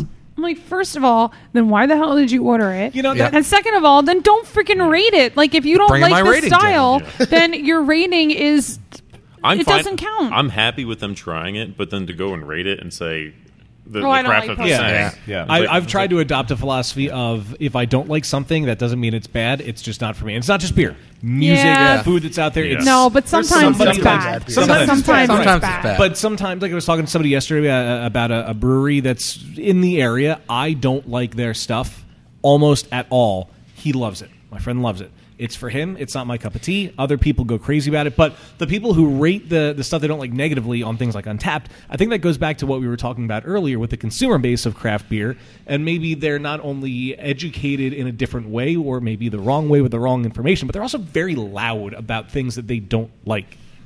I don't like that. They need the opinion. Yeah, there's a heard. difference between not liking it and it not being good. Yeah, that's Right. true. Like we've been to, you and I have been to breweries where We've been to plenty of breweries we where went to it's one like- brewery in particular together, and I would say 2/3 of the beers were infected. Yeah, it was bad. And I've never gone back. I've been to another brewery that all the beers had a Band-Aid infection, and they were still selling the beer. And I swear I would never go back, but a friend of ours was working there and convinced us to come Gave them back. a second And we chance. did, and I'm glad we did because they got their act together. But yeah, I mean, there is a such thing as bad beer, but just because you don't like it doesn't make it bad beer. Well, and we talked about, and this was actually in an episode of Last Call recently, but I cut it out for time and because it was a little weird. But I brought up how way back in the early days of Armstrong Ales, we went to an event. Oh, yeah. And he had a beer that was, I was supposed to be like a red ale or something, and it tasted like ketchup and vinegar. Like it was just like, Ugh, God. yeah, and like, Sounds like a good chip flavor. yeah, right. It would have been a good chip flavor. And no offense, I mean, obviously, like it was just a mistake that happened, and it wasn't even being sold at the time; it was being given away. But Yeah, that's also a big difference. Yeah. If I'm getting your beer for free and it tastes like shit, that's one Yeah. thing. I've had plenty of But if terrible I'm paying homebrews. for your beer, Yeah. especially if it's infected, I'm not coming back. There was a brewery in Philly that's in our neighborhood, not ARS. Yeah. The first time I was there, I was very excited because it's new. I could stumble home from it. I went in. It's like you spelled it like you were trying to say it without a child knowing. Do you want to go to the PARK? Sorry, continue. Well, I know they said it's arse, but everybody, because it's all capitals. People Oh, say okay. I ARS. thought it was ARS. Yeah, it's arse because their last name is Arsenault, but I don't know he's, why. He's a it's- rep for Hop Union or Yakima Chief, I think. One of them. Sounds Andy? Is familiar. Oh yeah, yeah. Yeah, I So, think they were talking about that. Their beer is great, and But and there's this- another one. This other brewery. The first time I went there, beer was infected. I ordered a brown ale and it was sour. It was awful. It was so bad, and I was getting dripped on by a pipe. It was Wasn't bad. Ode Bruin, was it? No, no. Was it marketed as a sour brown ale? No, that's the thing. They had it in here. Here's our brown ale. I hope you like it. And it was infected, and the food was okay. And I swore I'd never go back. And like 2 weeks later, I was back. But then by then, all the beer I had was good. So like, I'm glad I gave them another chance because now it's one of my favorite places. And I don't know if I want to say who it is Yeah. because it started off terrible. Yeah, I mean, we have a philosophy is like if we go to a new brewery, we'll try them. If we don't like them, or even if we do like them, we're still going to go back later because we can't really form an opinion. They just open. We'll give go them back the a couple benefit months of the later, doubt. and let them But- smooth out the kinks. Yeah. I try not to go to breweries when they first open anymore because I Yeah. do think that's a big mistake. Because I do, especially since I judge so hard on a first impression. So I usually try to wait a couple weeks before I go. Well, and getting back to like what Or we were talking months. about earlier about Or years. But for anyone listening, definitely come Definitely out to our come opening. Come to second. Yes. I've everything's already gonna be been here great twice, right off and the you guys bat. aren't open yet, so that's a good sign. True. Never coming back again. Been there But it enough. is harder and harder to be able to afford to fuck up your opening because, like we were saying earlier about with so many breweries opening left and right, like if like you talking about the place you alluded to earlier, it was a long time till you went back after that first bad experience. And it was only because we were so close to the person that encouraged us to go back. Right. yeah, no, Or so- I wouldn't have gone back, yeah. No, first impressions are super, super important. Yeah. So, like, and not just advice to you guys, but to anyone. Like, don't be afraid to delay your opening or not open, or don't be afraid to dump a beer. Like, it matters. providing you have the drains installed to do Yeah, so. you need the drains to do it. Well, we but- do have a trench. We can just dump it into the foundation dirt underneath the building. Let's see. It There's could a be hole called, like, somewhere. return the drains. And then you grow a beer tree. We had to send the drains back. Where the fuck are the drains? Missing drains. But no, so we, I mean, there are a lot of breweries getting open now by people that may have not used professional equipment before. We're hoping to sidestep many of the problems that a lot of those breweries will run into because I've been doing it for a while. Yeah. So Yeah, you've got Hopefully. the expertise and the know-how on a system like that, which is good. It is kind of astonishing how like that's just a thing in beer now. People open breweries who have never brewed on a professional system. we used to before. think we were going to do it that way, and that was the Yeah. plan for a while. And then finally, I just kind of quit my job and started So doing it. working somewhere else. Yeah, and learning. Yeah. Having done it, I would never do it without having done Right. it. Yeah. Like worked in a brewery. Yeah, It's- yeah, and I feel like that almost like it's just like common sense. But so many breweries open, and they're not like bad. Like some people go from home brewing to a professional Well, system. some of and- them are bad. No, some of them are, but some of them it actually works. I'm not saying it doesn't work across the board, but it's just weird that it's an industry where that's just kind of like what. Like I don't think any other industry works that way. Yeah, would you open a restaurant without having first worked in a restaurant? No, exactly. I've Yeah. thought about it. Like, no, that's stupid. Yeah, Bacon Dan Baker's House of Bacon. Would you- Bacon Emporium and Warehouse of Would Bacon. you open an I don't know. Apothecary, Yeah, without first have A tannery. Tannery? haberdashery. Haberdashery. Nice. a drain company? You know, I maybe think we someone could- did. Yeah. And that's what happens. That's what happens. Yep. Jesus. Broken drains. Oh, God. I hate that company. Broken drains and broken dreams. A boulevard of broken drains. Oh, yes. Lock that in. That is great. Oh, man. That's gold. Trademark. Patent pending. Patent pending. Trademark. Gold Jerry. Just gold. give Wayne $5 and it's yours. Yeah, that's all it takes. Sign up for Patreon. I really, really, really, really like this beer. This is so good. I think this is my Thank you. favorite so the far. coffee and the caramel are, they're so good. This is up there. Oh my the God. pills. Well, they've all been good. That Brett Absolutely. single is really good. I love the coffee in this. Really nice. This is my favorite. I like the Pilsner. The Pilsner was the I don't know. I think the yeast strain was not. It was making it a little too fruity for me. No? It was good. It was clean and it was good, but I like this. I think that might just be me needing to work with that strain some more. Yeah. You know, Yeah. maybe it needs a little bit higher pitch rate than I normally Mm-hmm. use or more oxygen. But No, I trust you as a brewer.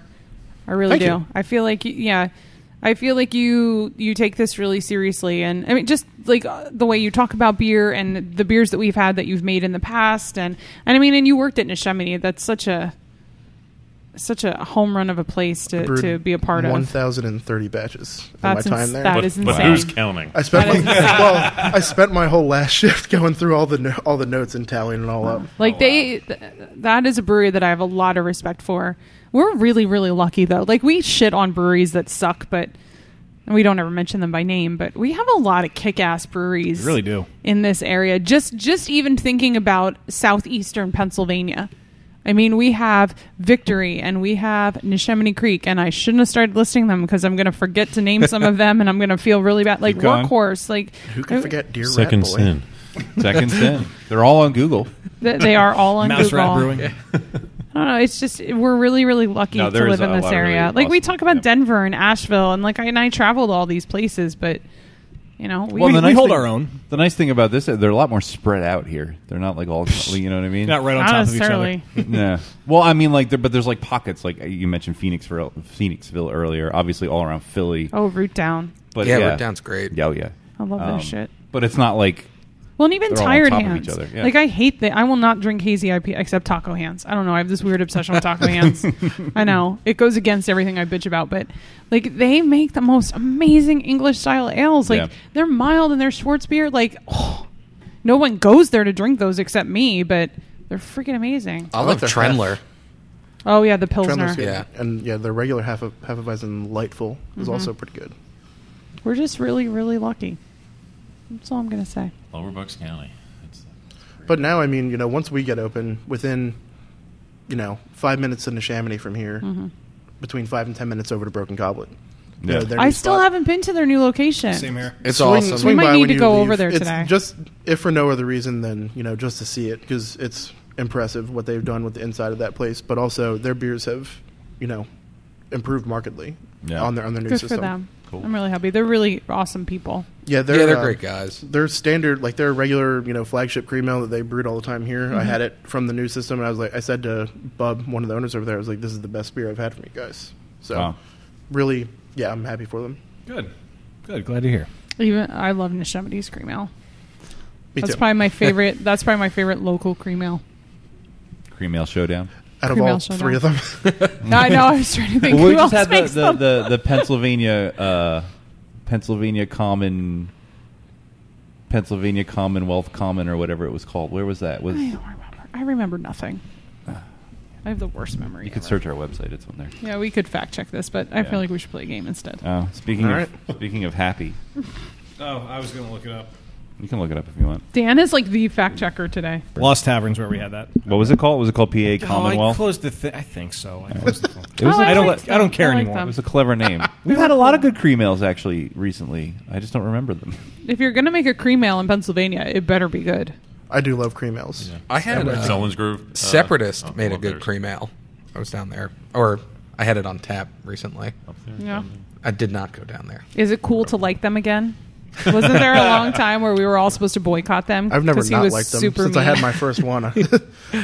When we went to Selinsgrove Brewing Company out in Selinsgrove, Pennsylvania, for their Selinsgrove, man Selinsgrove. something like that.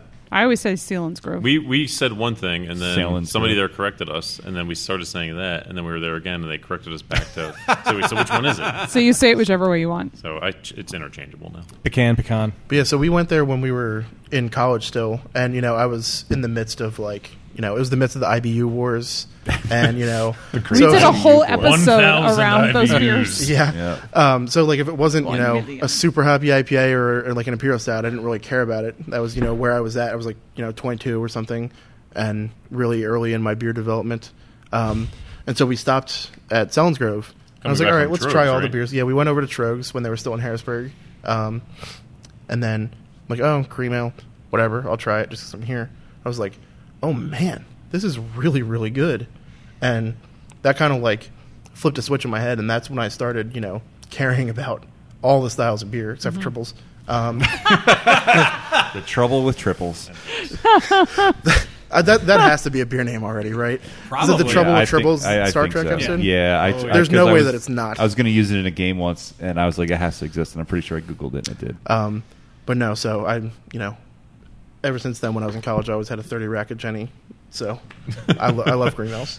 I love There's some in the Selinsgrove. fridge They right make now. In the back such fridge. cool All beers. their beers are great. We go out. He and I go out every year for their pumpkin ale, just Yeah. because that was what got us to stop the first time. I remember reading on Beer Advocate back in the day, like, oh, this place has the best pumpkin ale. I'm like, okay, well, let's go. They have really good whoopie pies there too. They do have good whoopie pies. Love a good I had a whoopie pie. blueberry whoopie pie there once. It was probably the best whoopie pie I've ever had. I like whoopie pies. I recently had a blueberry cannoli. It was delicious. Whoa. That It sounds was amazing. In Hamilton, New Jersey. That's the blueberry capital of the world. Hamilton Yeah. was Speaking of best in Hamilton, Illinois. we're doing a collab with a brewery in Hamilton a little later this month. Nice. Which one? It's going to have blueberries. in it? 3 threes. Oh, I might have I've actually been been there. there. I've been there. So I cool. have not. Yeah, we met the guys at Washington Crossing Festival. Yeah. Yep. Oh, I Yeah, love back in that May. beer fest. Yeah, it's great. Just Back in the day when I would actually attend beer fests, I can't anymore because I have literally no self-control, and I think I need to try every beer there. Yeah. It does not end well for me. But that was one that I would hit every year. I always love that fest. It's been a really good time. one for us. For us, yeah. Yeah, we've done it the last 2 years. It's so close for you guys too. Yeah, I love it there.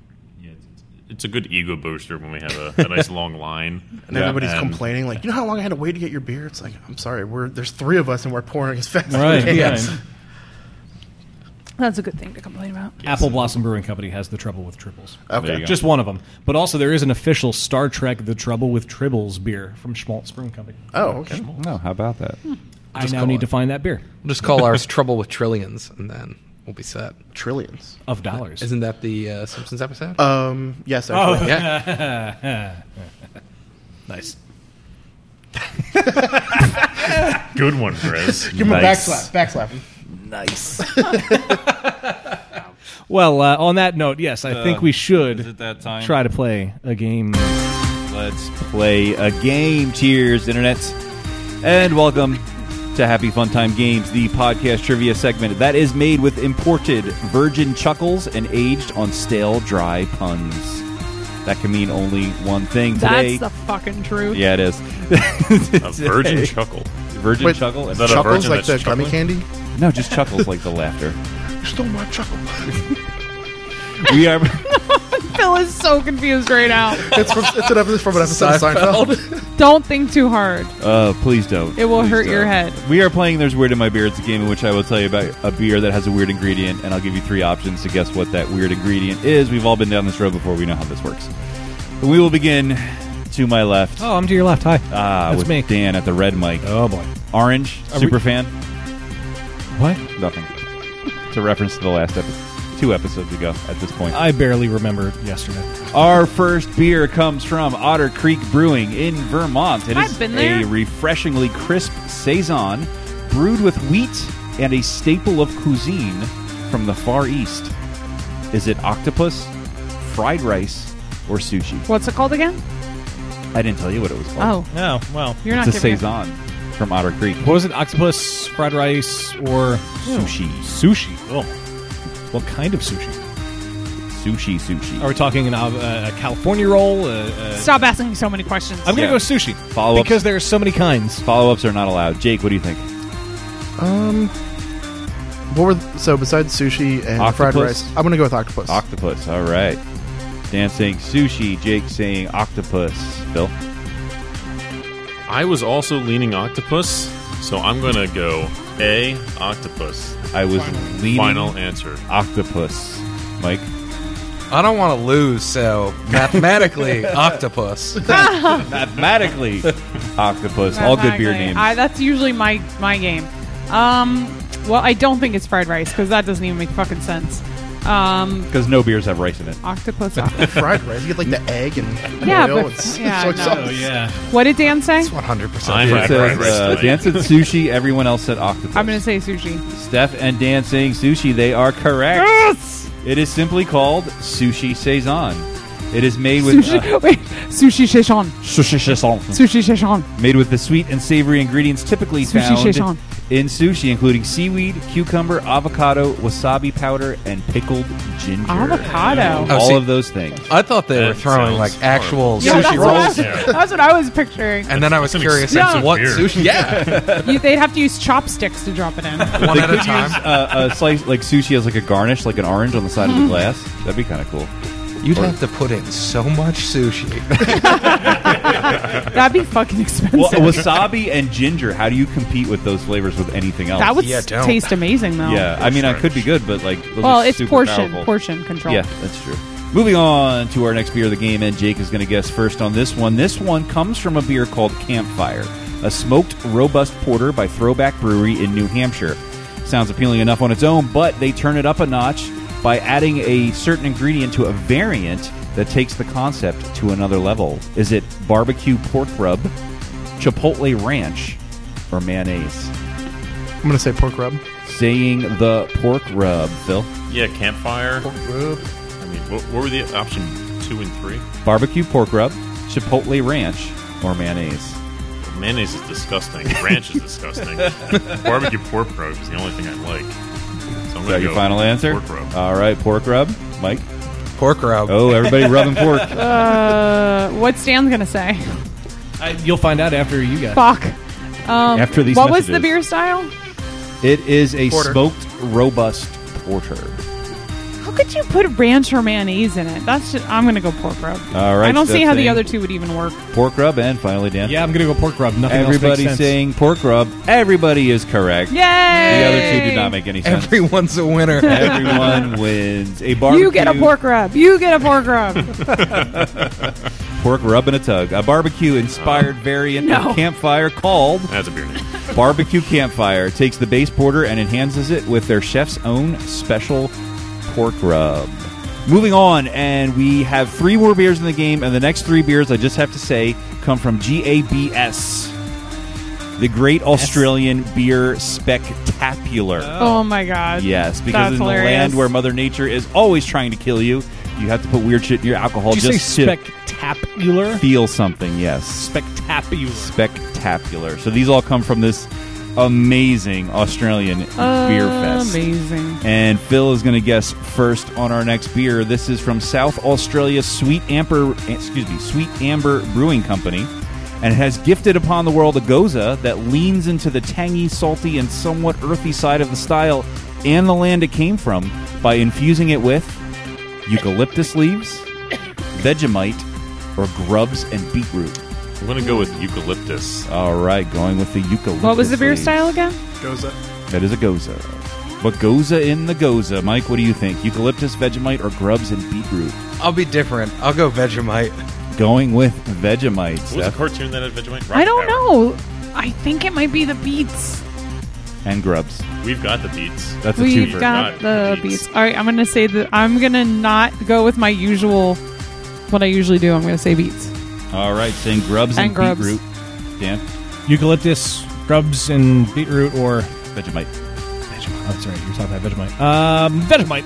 Oh, shit. Dan saying Vegemite. Jake?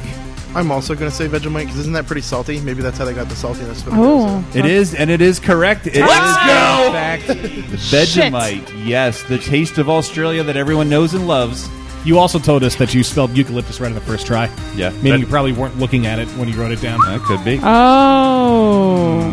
See, that's why I went with it. I thought he was proud. I thought he was proud of the moment. It's like, oh, it's eucalyptus. I feel smell like a beet goza would be fucking amazing, though. Please make that. With grubs. Make a beet. Use golden beets. A golden beet goza. I've never had a golden beet. Golden so, beets are fucking amazing. I mean, you need them in your hopefully life. they're better than purple beets because They're slightly less harsh. They're nature's candy. Beets are so good. And it could be Beets by Jake. Yeah, I was going to say that there's a Beats by Jay. Mm-hmm. Urban Village. well, I was going to say my good buddy Jason Rank was formerly at Second Story and is now at the Burr Brew House in Jenkintown, the Chamonix Brew Pub. He's a huge fan of beets. I've had a beet beer from him. He's a great brewer. You could but that was not for collaborate. me. You could collaborate. That's our collab beer with Jay. Sure. That'd be awesome. Sounds good. Beets are good. His favorite band, the Beats. From No, Dove. his favorite band is Kiss. Oh, all right. My favorite rock group, Kiss. Yeah. Well, Vegemite Goza is made with 20 kilograms of Vegemite added directly into the boil. Australia's breakfast of champions goes from boring old toast to a pint of beer. Don't worry, it's This just is not rich. Broken Goblet. Oh, it's only rich. All right, moving on to our penultimate beer of the game, and Mike is going to guess first on this one. Let's do it. And this one, we go to South Australia again, where we find Shifty Lizard Brewing Company. They've produced a kettle sour that comes packed with a citrus flavor, thanks to the addition of a foodstuff that would appeal even to the shiftiest. A food stuff?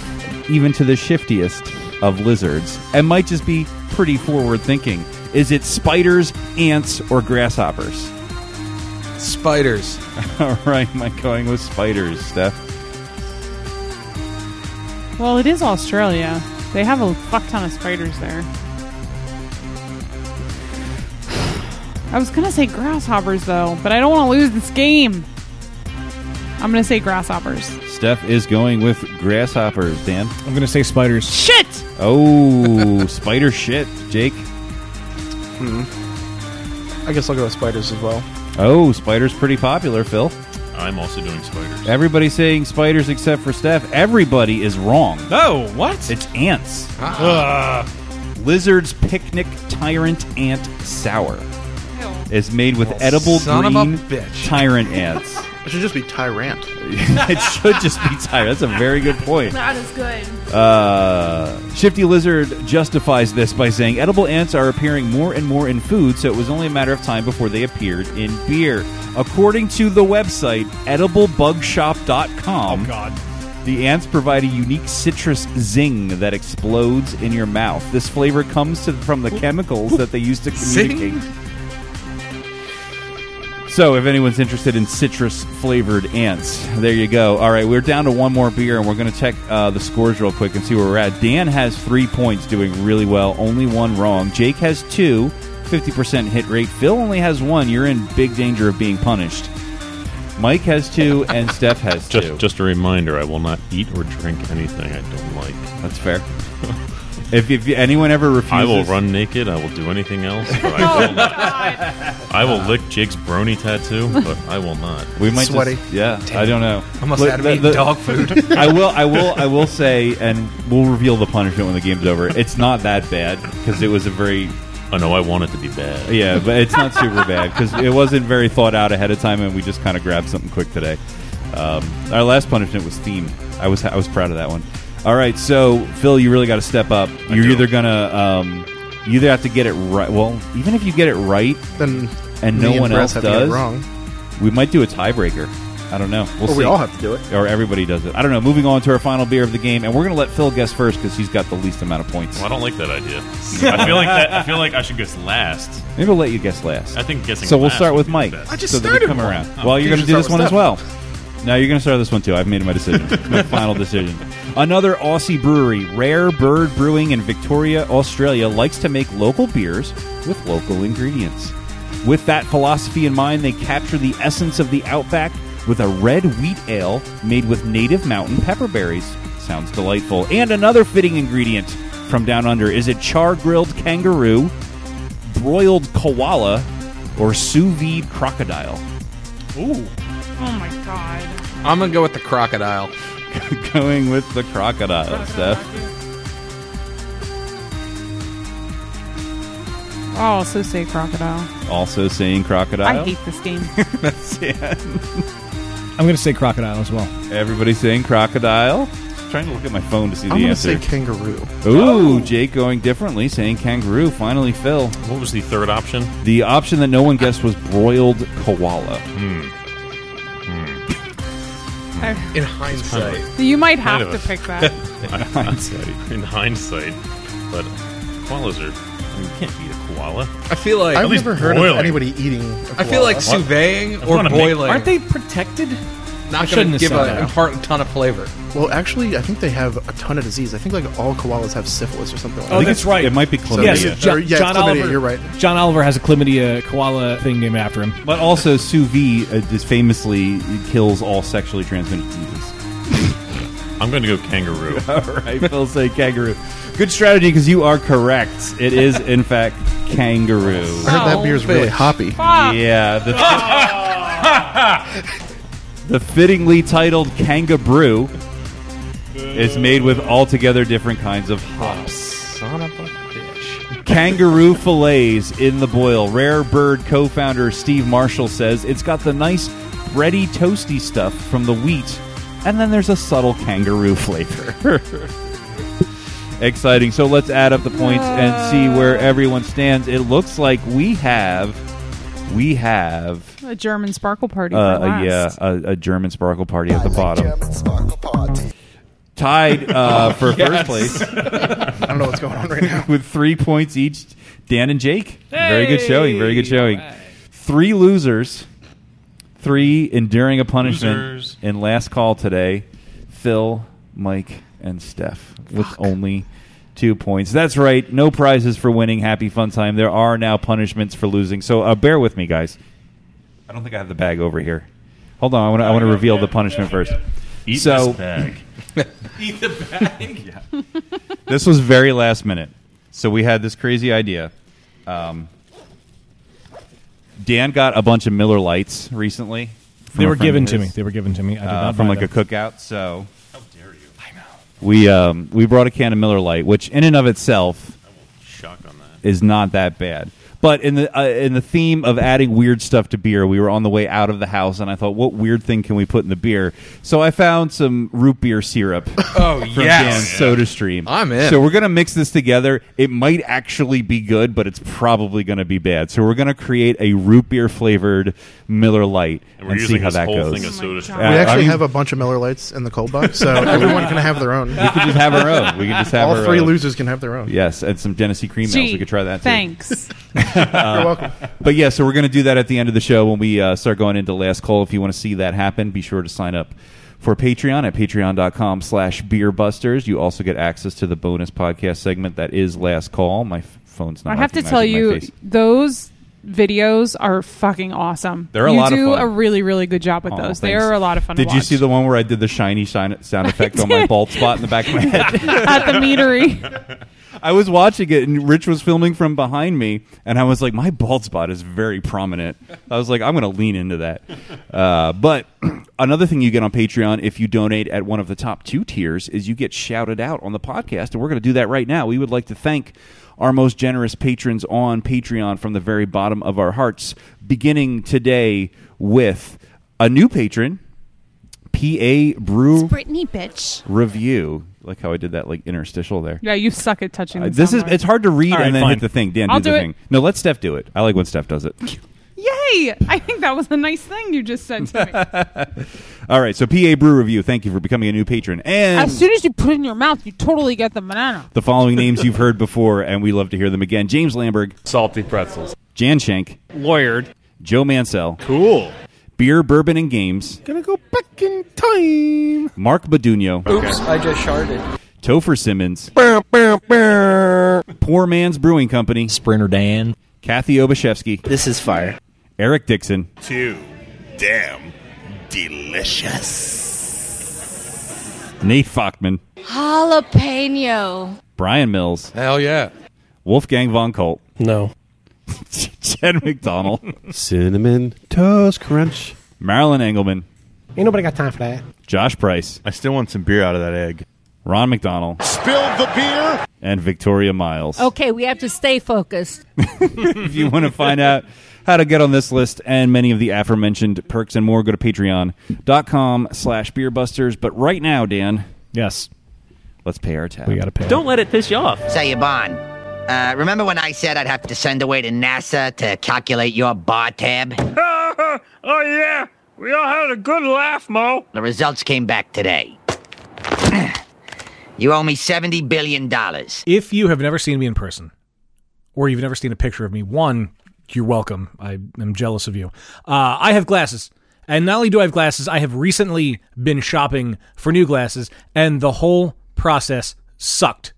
But then, Warby Parker came into play. Warby Parker is an awesome eyewear company that set out to upend the glasses market and was founded with a rebellious spirit and a lofty objective to create boutique quality, classically crafted eyewear at a revolutionary price point. Their philosophy is that prescription eyewear shouldn't cost as much as an iPhone, as much as your rent.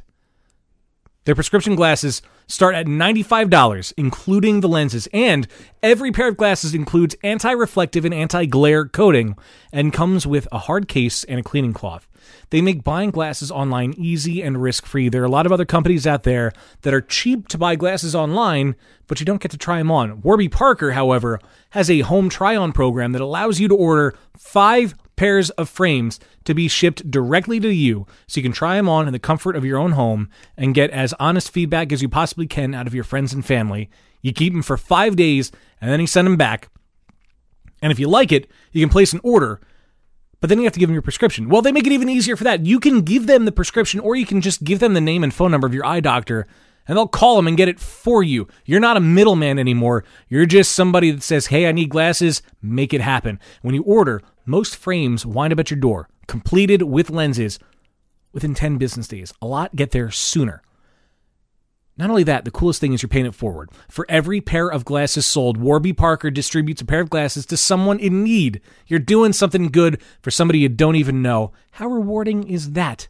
And yes, they do have prescription sunglasses too. To find out more and get your free home try-on, head on over to warbyparkertrial.com/beerbusters. 5 frames delivered to your door. You get to try them on at home, take pictures, get your friends to chime in. warbyparkertrial.com/beerbusters. No, your beers. No, your beers. Steph, what do you got? More hops. Hops. So let's talk about some hops today. Not the kangaroo variety. No. The first one is Nugget, also known as Katy Perry's dog. Got a thumbs up from Rich. Nugget is an excellent high alpha bittering hop for most craft styles that can also be used for aroma. It originated in the USA. It was bred in 1970 to meet a growing demand for high alpha hops and remains one of the most widely cultivated varieties in Oregon hop yards. Its lineage includes Brewer's Gold, Early Green, and Canterbury Goldings. It's known best for the smooth, clean bitterness it imparts. It can also be put to use as an aroma hop. It is right at home in most American craft styles, especially those for which hop bitterness is a primary component. It's mild and quite sweet, with a low-key herbal fruit quality like ginger, fresh oregano, and rosemary. The alpha level is 11.5 to 14%, beta 3 to 5.8%. The next one is a hop I've never heard of, Pato. Pato? P-A-H-T-O. Pato. I assume it's pronounced that way. It's a super high alpha variety that delivers clean, smooth bitterness. Originated in the USA, it's formerly HBC 682. It is native. It is the native name for Mount Adams. It is a high-yielding and disease-resistant, super high alpha variety. Excellent, of course, as a bittering hop where it contributes to smooth, clean bitterness, herbal, earthy, and floral. Alpha range is 17 to 20%. Woo! Motherfuckers. Beta 4.5 to 6. Last one is Sabro, fruity and complex aromatics from I don't even know what the hell how to say that word. Neo-Mexicanus? Yeah, there you go. It originated in the USA. It was formerly HBC 438. Sabro was released by the Hop Breeding Company in 2018. It is the result of a unique cross-pollination of a female Neo-Mexicanus hop. It is used mostly for aroma with a multifaceted bouquet and high level of aromatic oils. Sabro excels in finishing and dry hopping additions. It's complex and distinct with distinct fruit and citrus aromas, unique tangerine, coconut, tropical, and stone fruit underscored by hints of cedar and mint. Alpha range is 12 to 16%, beta 4 to 7%. Beer me! Beer me! Beer me! Beer me! Round 2, fight. Not just one, but 2 beers have magically appeared in front of us. Thought you were going to say nachos. Oh, I wish there were some nachos. Now. I could eat some nachos. You guys don't have nachos back there, do you? Let me get. We're actually opening a nachoery. Hey, there's a taco shop attached to Cape May Brewing. You guys need a nacho place attached to you. Artisanal nachos. Kick out. I don't even need an artisanal. You got the office supply place. Thing of cheese and some chips. Yeah, right. Artisan nacho. Cheese and chips. Artisanal nacho. So we've come now to the hazy portion of the podcast. Uh-oh.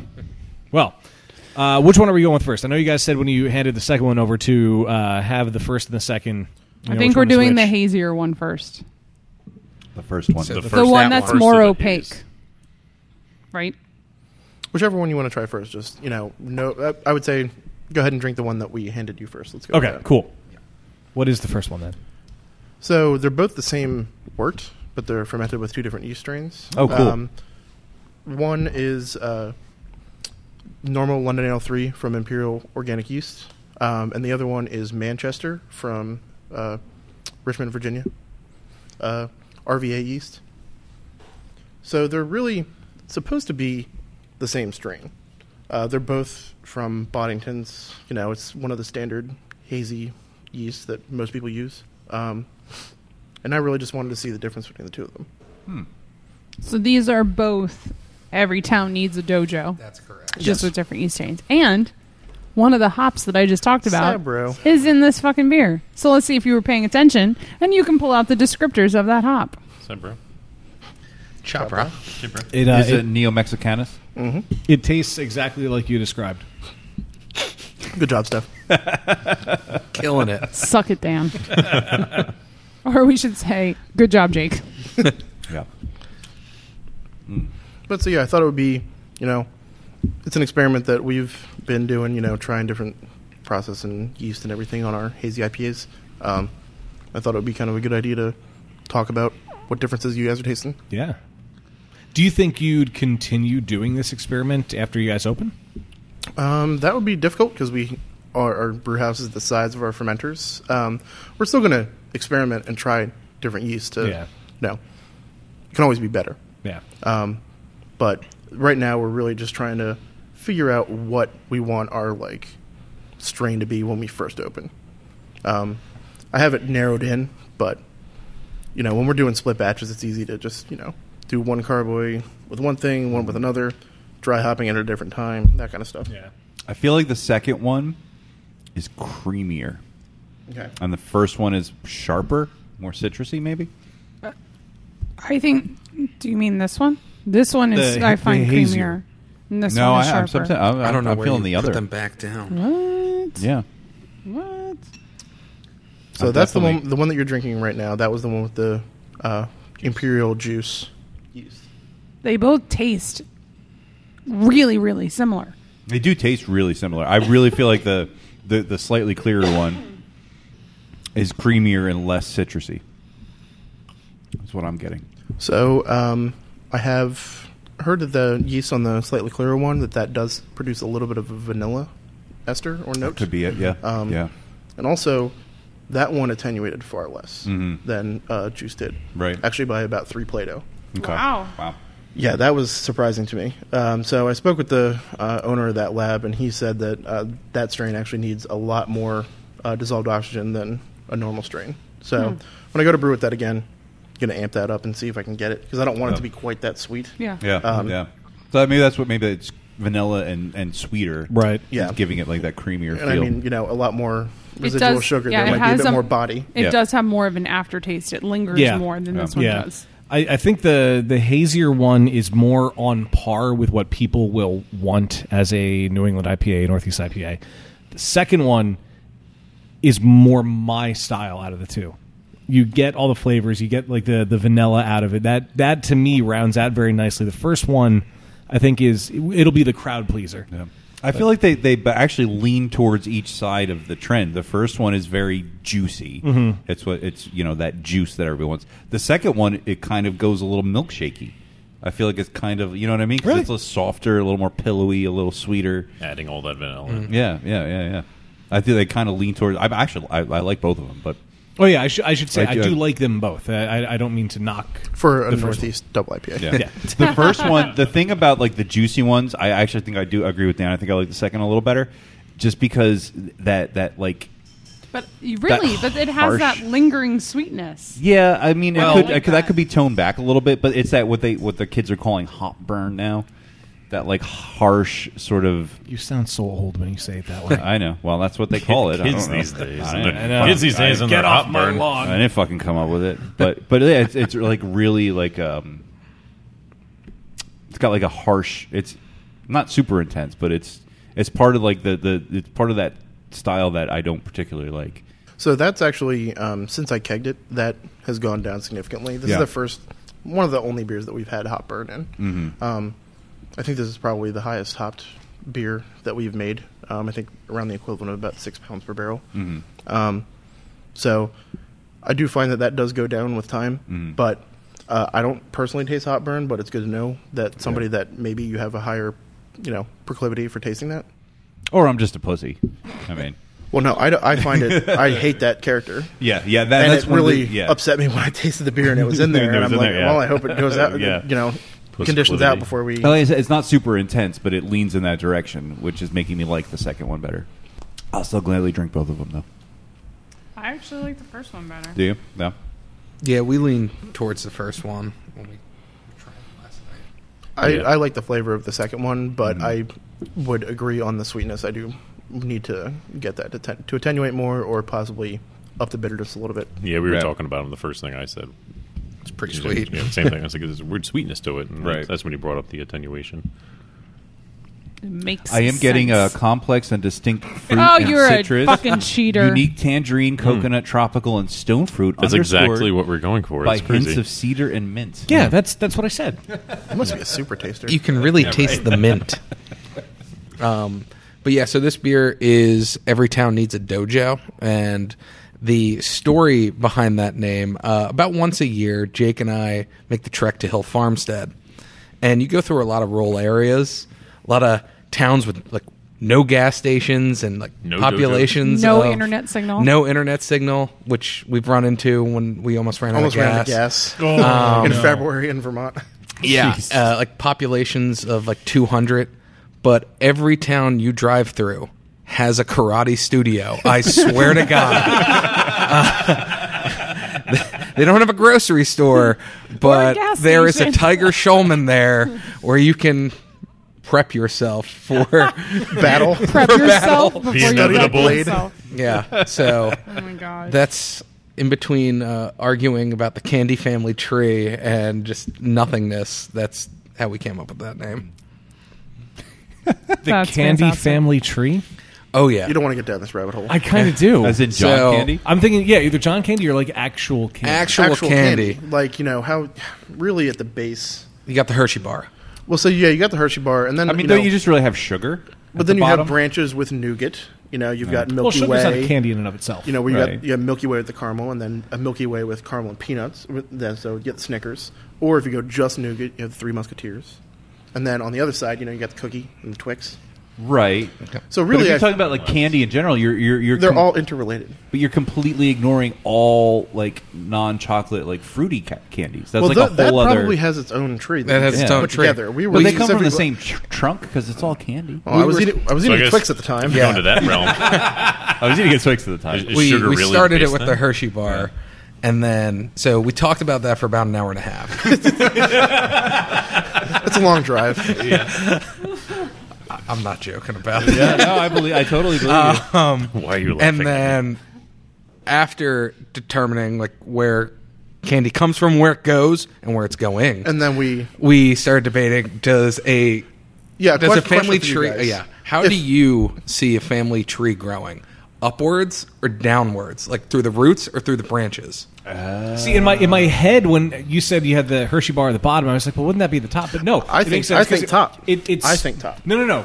It makes sense that it would sprout up.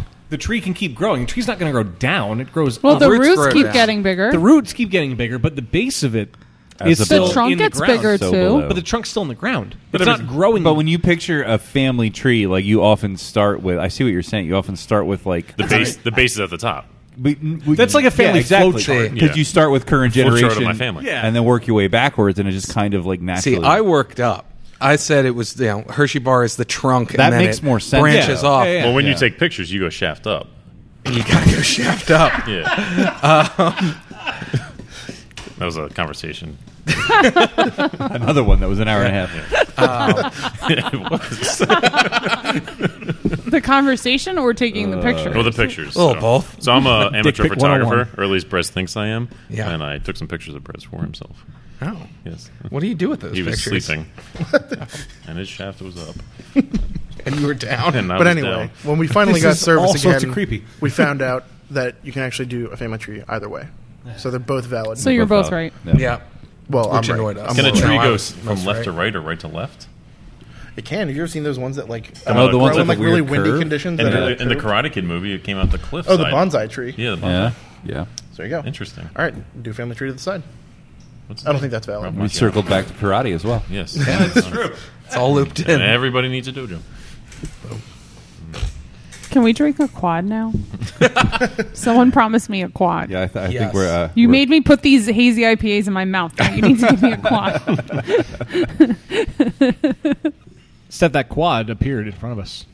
Gotta check in this quad. Got to check in the Gotta quad. Is check in this the is this quad called? Got to check it in. No, it's called Four Finger Chest Poke. Four finger chest.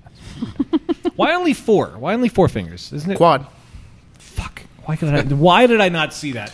Well, the name was originally two finger chest poke because we always, point at each other like Right, that right. and poke each other. But if you're really trying to get your point across, you have to use 4 fingers. Just right in the eye. Four finger eye poke.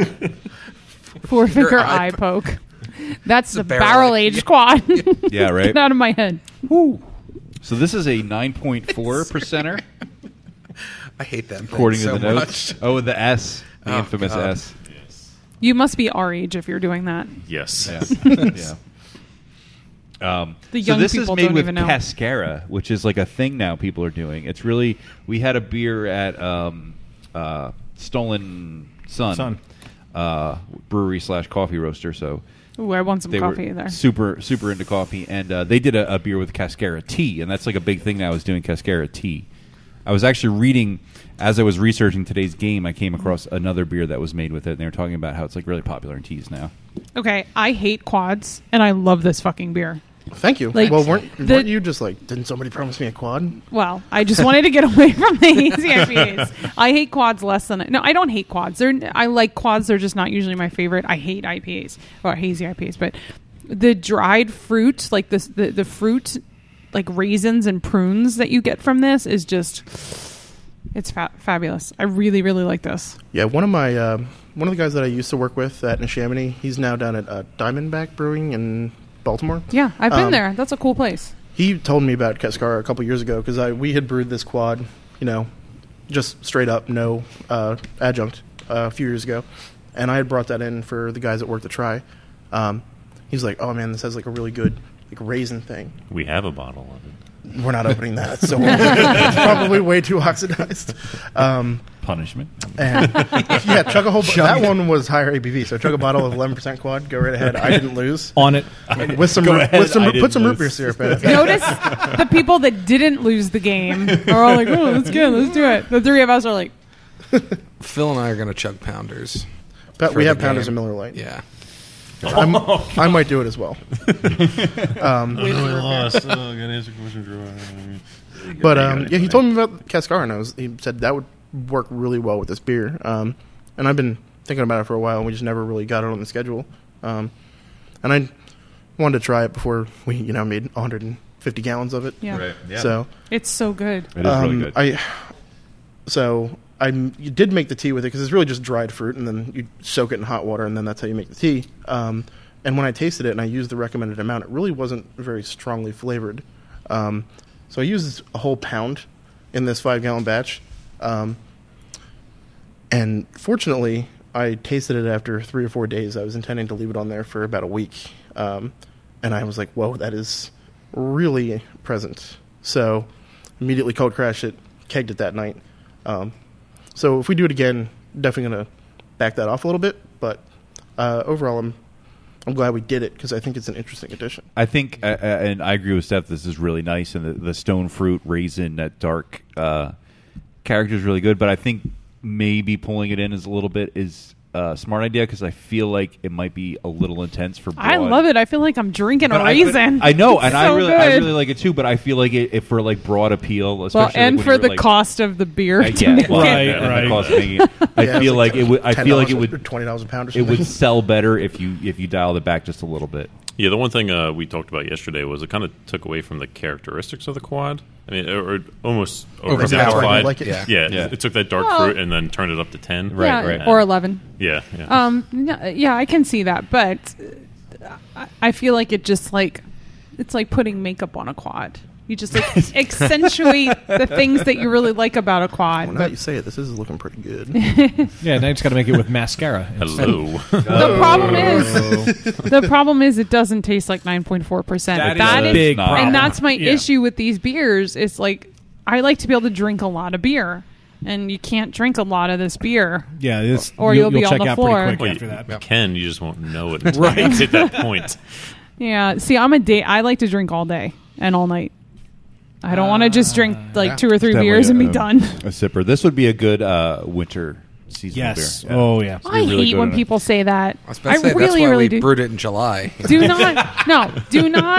not attach a beer style to a season. It doesn't have to be. I'm just saying this. I couldn't imagine this being very enjoyable, like when you're like snuggling up and it's really cold outside. Well, it's really cold in here right now. It's a little chilly in here. It could be colder. I could make it colder. I'm not saying this would only be good at that time. I'm saying it reminds me of the kind of thing I'd like to drink in that situation.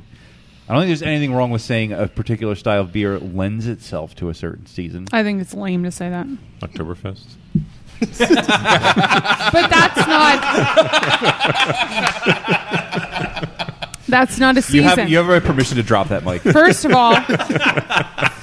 all, I would drink a Märzen any fucking time of the year. I would too. 100%. Any time of the year. Second of all, that is attached to an event. No, you're right. Not You're attached to a season. I'd go to an Oktoberfest in February if they I did totally get pumpkin where you're beers. coming from, but I also think that like food and drink in general does sometimes lend itself to making you think of a certain season. And that's stupid. Yeah, we'll go to fests and we have like a It's stout stupid. and it's 98 degrees outside. Who You're like, oh my cares? god, I want It's a stout. good. Yeah. You're the only person that has a stout. And it's like, well, There's nothing wrong we with like that. making stouts. Yeah. It's like we're gonna have a stout. Pretty funny with our experience with festivals. We always like talk about the beers like when we serve them. Like, oh, what do you think's going to kick first?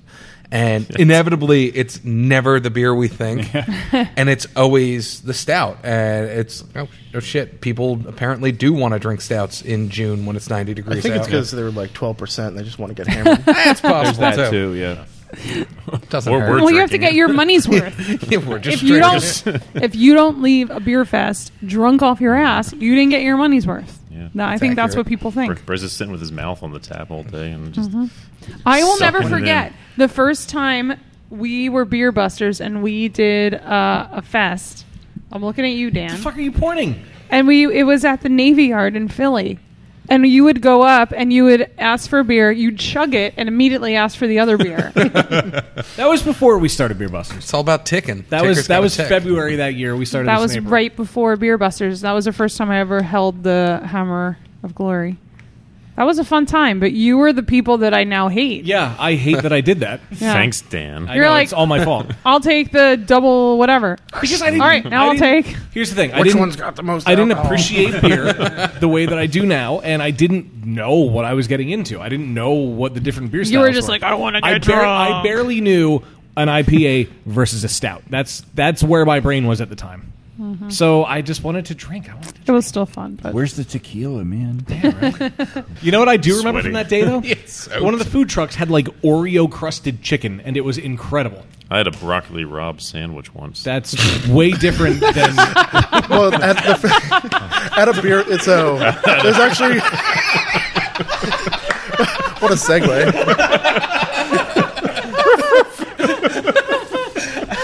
There's actually a good story for this, though. I had this completely normal thing one time. Anyway, I got sick and I threw up the broccoli Rabe sandwich. Oh, shit.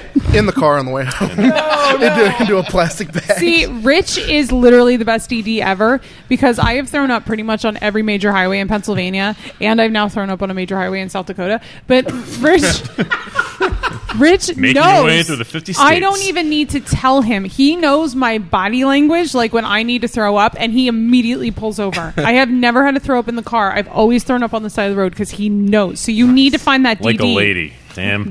You need to find that DD in your life that just knows when it's time. I will say she brought me a bag. My wife brought, or my then girlfriend. Yeah, brought but you me a don't want bag. it in the car because then the car smells. It wasn't my car, so I'm fine with It doesn't matter if you're in the car; you still have I did to that smell too. it. Now that I it's think about it, strong. yeah, my 21st birthday, my girlfriend at the time was driving me around because she was a year younger, and I threw up in a bag in her car. And the next morning, she was angry at me. I was like, "You kind of knew what you were getting into." Yeah.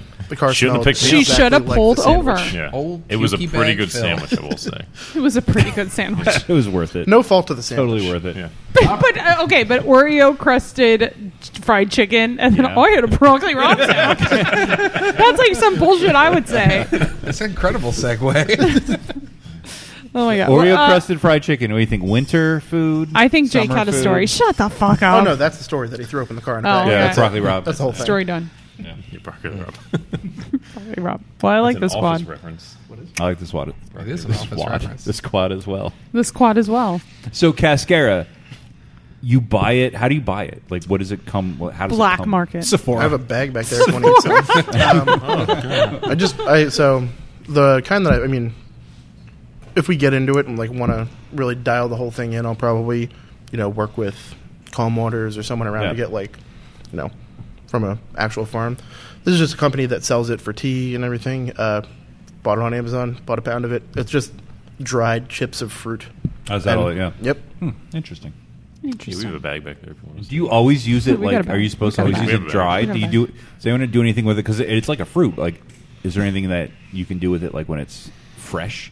That I don't know. Because I think, their moneymaker is really just the coffee. Right, yeah. I don't think they really care about the fruit. Yeah. And it wasn't until people started, wanting to drink it for tea that they could actually make money off of Yeah. the waste.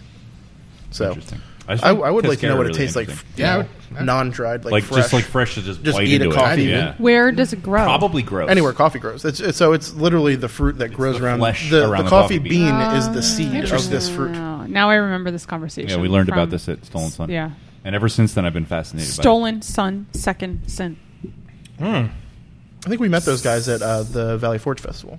They're pretty nice. Yes. Yeah, they're by it. good guys. Cool We like place. them a lot. Yeah, really cool. The beer is really good, but the coffee. The coffee is really, really good. Oh my god, it's so good. They're in Exton? Is that what yeah. that's? Yeah. The coffee is unreal. They're next to a dojo. Are they? Yes, they are. They are. You guys need to do a collaboration beer with them. I'm calling Jonathan. You guys Wow. are making this happen. Every brewery needs a dojo. That's right. Yep. Yep. Or at least a dojo collaborator. Adjacent. Adjacent. Dojo adjacent. Dojo adjacent. That'll be the beer name. There you go. Dojo adjacent. Dojo adjacent. So, guys, one more beer, right? Yeah. Yeah, one more beer. So we are ending on a barley wine, Yep. a 13.7% according to the notes. Jesus. Yep. So this was brewed in April of 2018, and then bought. Oh wait, No. longer than that. Yeah. April of 2017. 2008, Wow. 9, 8, 9. 8. That's maybe comedy 9. comeback right there. So yeah, April of 2017 actually, and then bottled in August of 2017. So been in the bottle for almost 2 years now. Wow.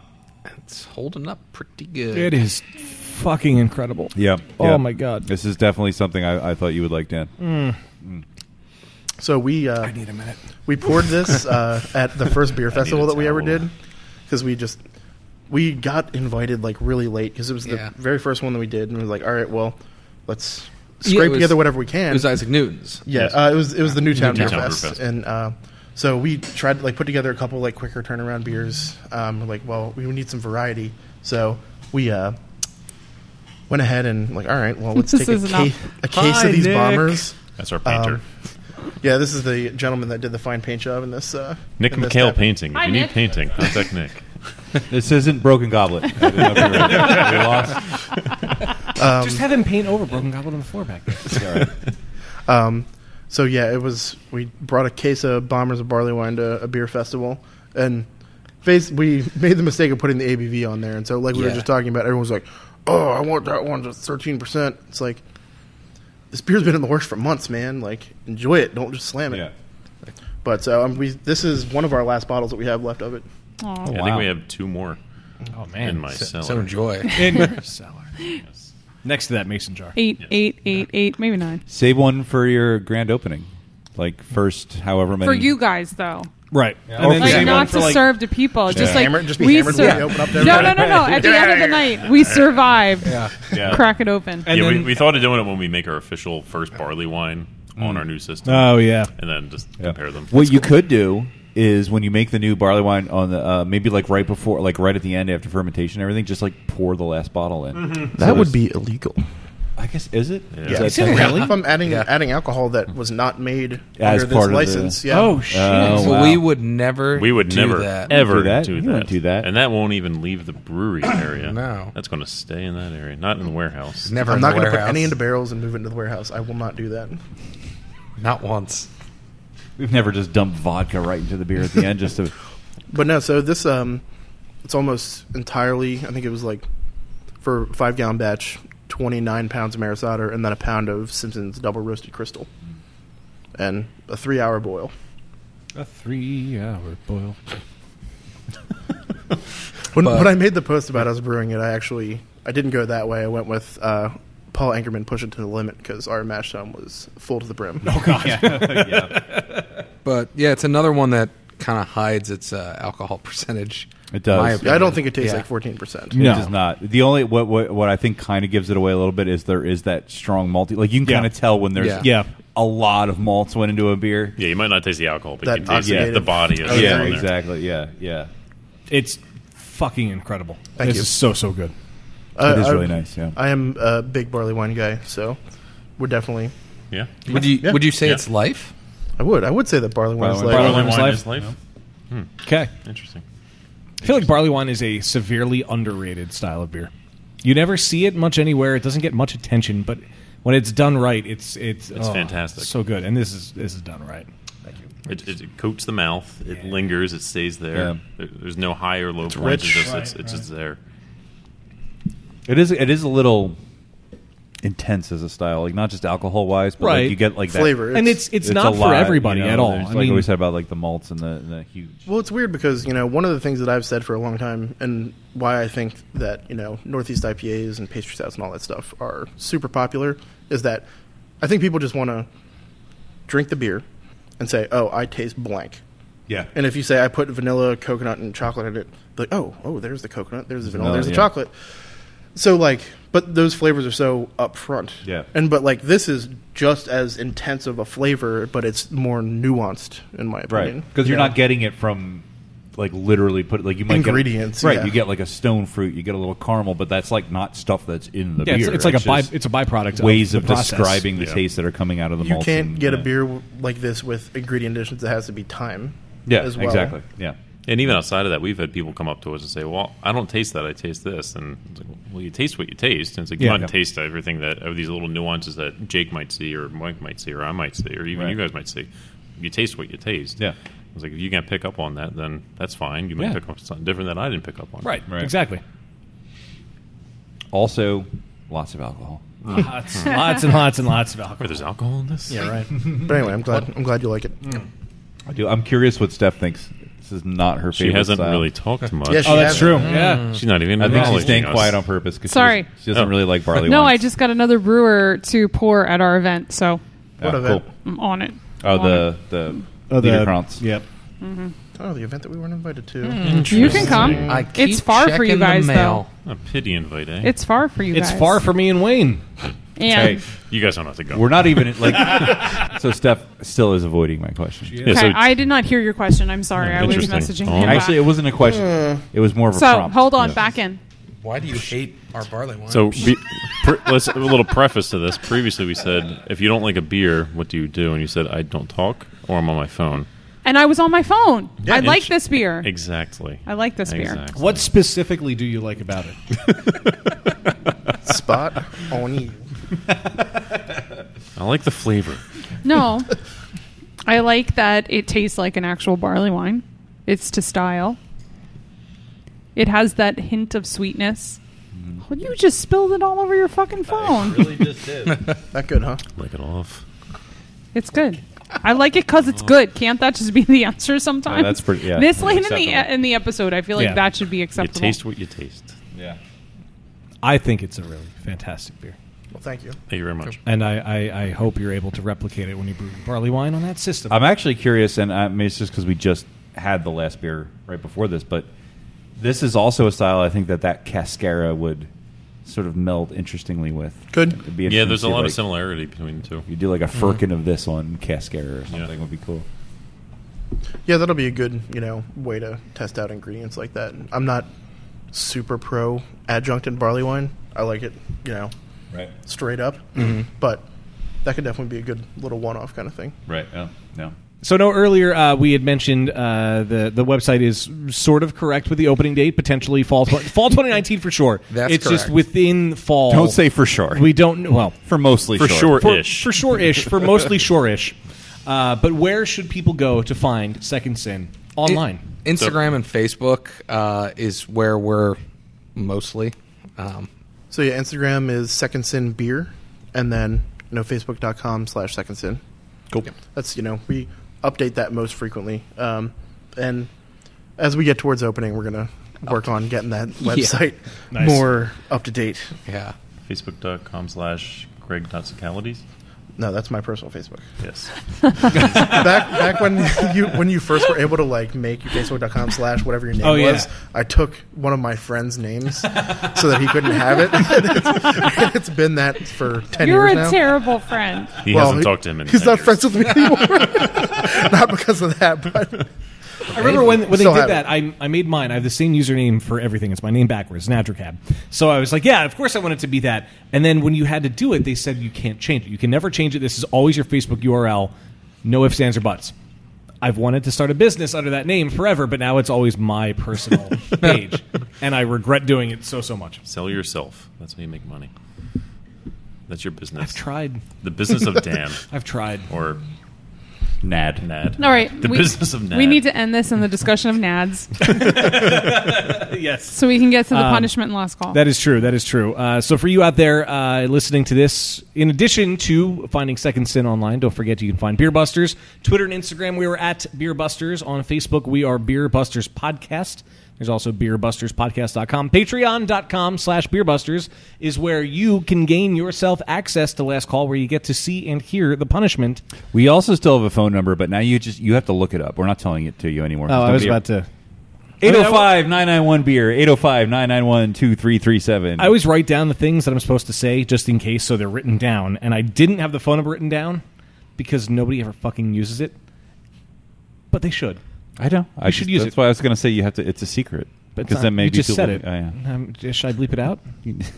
Later that night, Phil. 805-991-2337 is I mean, where- if you want. We have a phone number. Yeah, for you what can, it's worth. You can leave us a voicemail. You can text us. God only knows if it's ever actually going to show up anywhere. But hey, you can do it anyway. text your dick pics to 809. Text your dick pics to dear old Captain Beer Buster. We also haven't said this in a couple episodes, Please and I don't, realized it Shepto. lately. Oh, yeah. If you are so inclined, and we really hope that you are, if you enjoyed the episode, you like Beer Busters, please leave us a rating and a review on your podcast app of choice. But not only that, any podcast that you enjoy, leave them a rating and a review. That is Smash that like button. Yes. Subscribe. Click the bell. Click the bell. There's no bell to click. Wrong but platform. That's the currency for us as podcasters is likes and shares and reviews. Every time you like and review something, it helps the algorithms that are in place put us in front of new ears. So if you like Beer Busters and you're tired of telling your friends about it, which you should still do that anyway, also give us a rating and review wherever you subscribe to your podcasts. But do that for every podcast to listen to, because we all need it, we all love it, and we will thank you forever. Much like I need to thank you guys here at Second Sin for having us out here. This has been great. Thank you so much. Yeah, thanks for coming out, guys. Yeah, anytime. I like how you're cradling the root beer syrup. I'm taking a look He's at ready this. for the punishment. So ready to go. So ready to go. But I feel like you could drink this straight and it'd be pretty delicious. It's. I hear it has I'll do that 50% too. less Look sugar. at the first fucking ingredient. Fructose. Of course it is. Because it's soda. No, it's fructose, water, sugar. Of course. Because it's a soda thing. Well, unfortunately, this does bring us to the end of another episode of Beer Busters, and look forward to fall 2019-ish of an opening for Second Sin Brewing. It's not far off. It's not far off. It's right around It the might corner. be open right now. Who knows? I think it all hinges on a drain. It does. It's all That's about it. the drain. Fuck that Blame train. it on the drain. Yeah. Singing in the drain. Well, this has been incredible. The beers are That's a great. If you need to find yourself coming to Second Sin. But I am Dan Baker, joined by my co-host and brewologist, Steph Hefner. and of course the demented and fermented Wayne Baker. Remember, no squids were harmed in the making of this episode, and we will see you next time. That we will. Shaft up.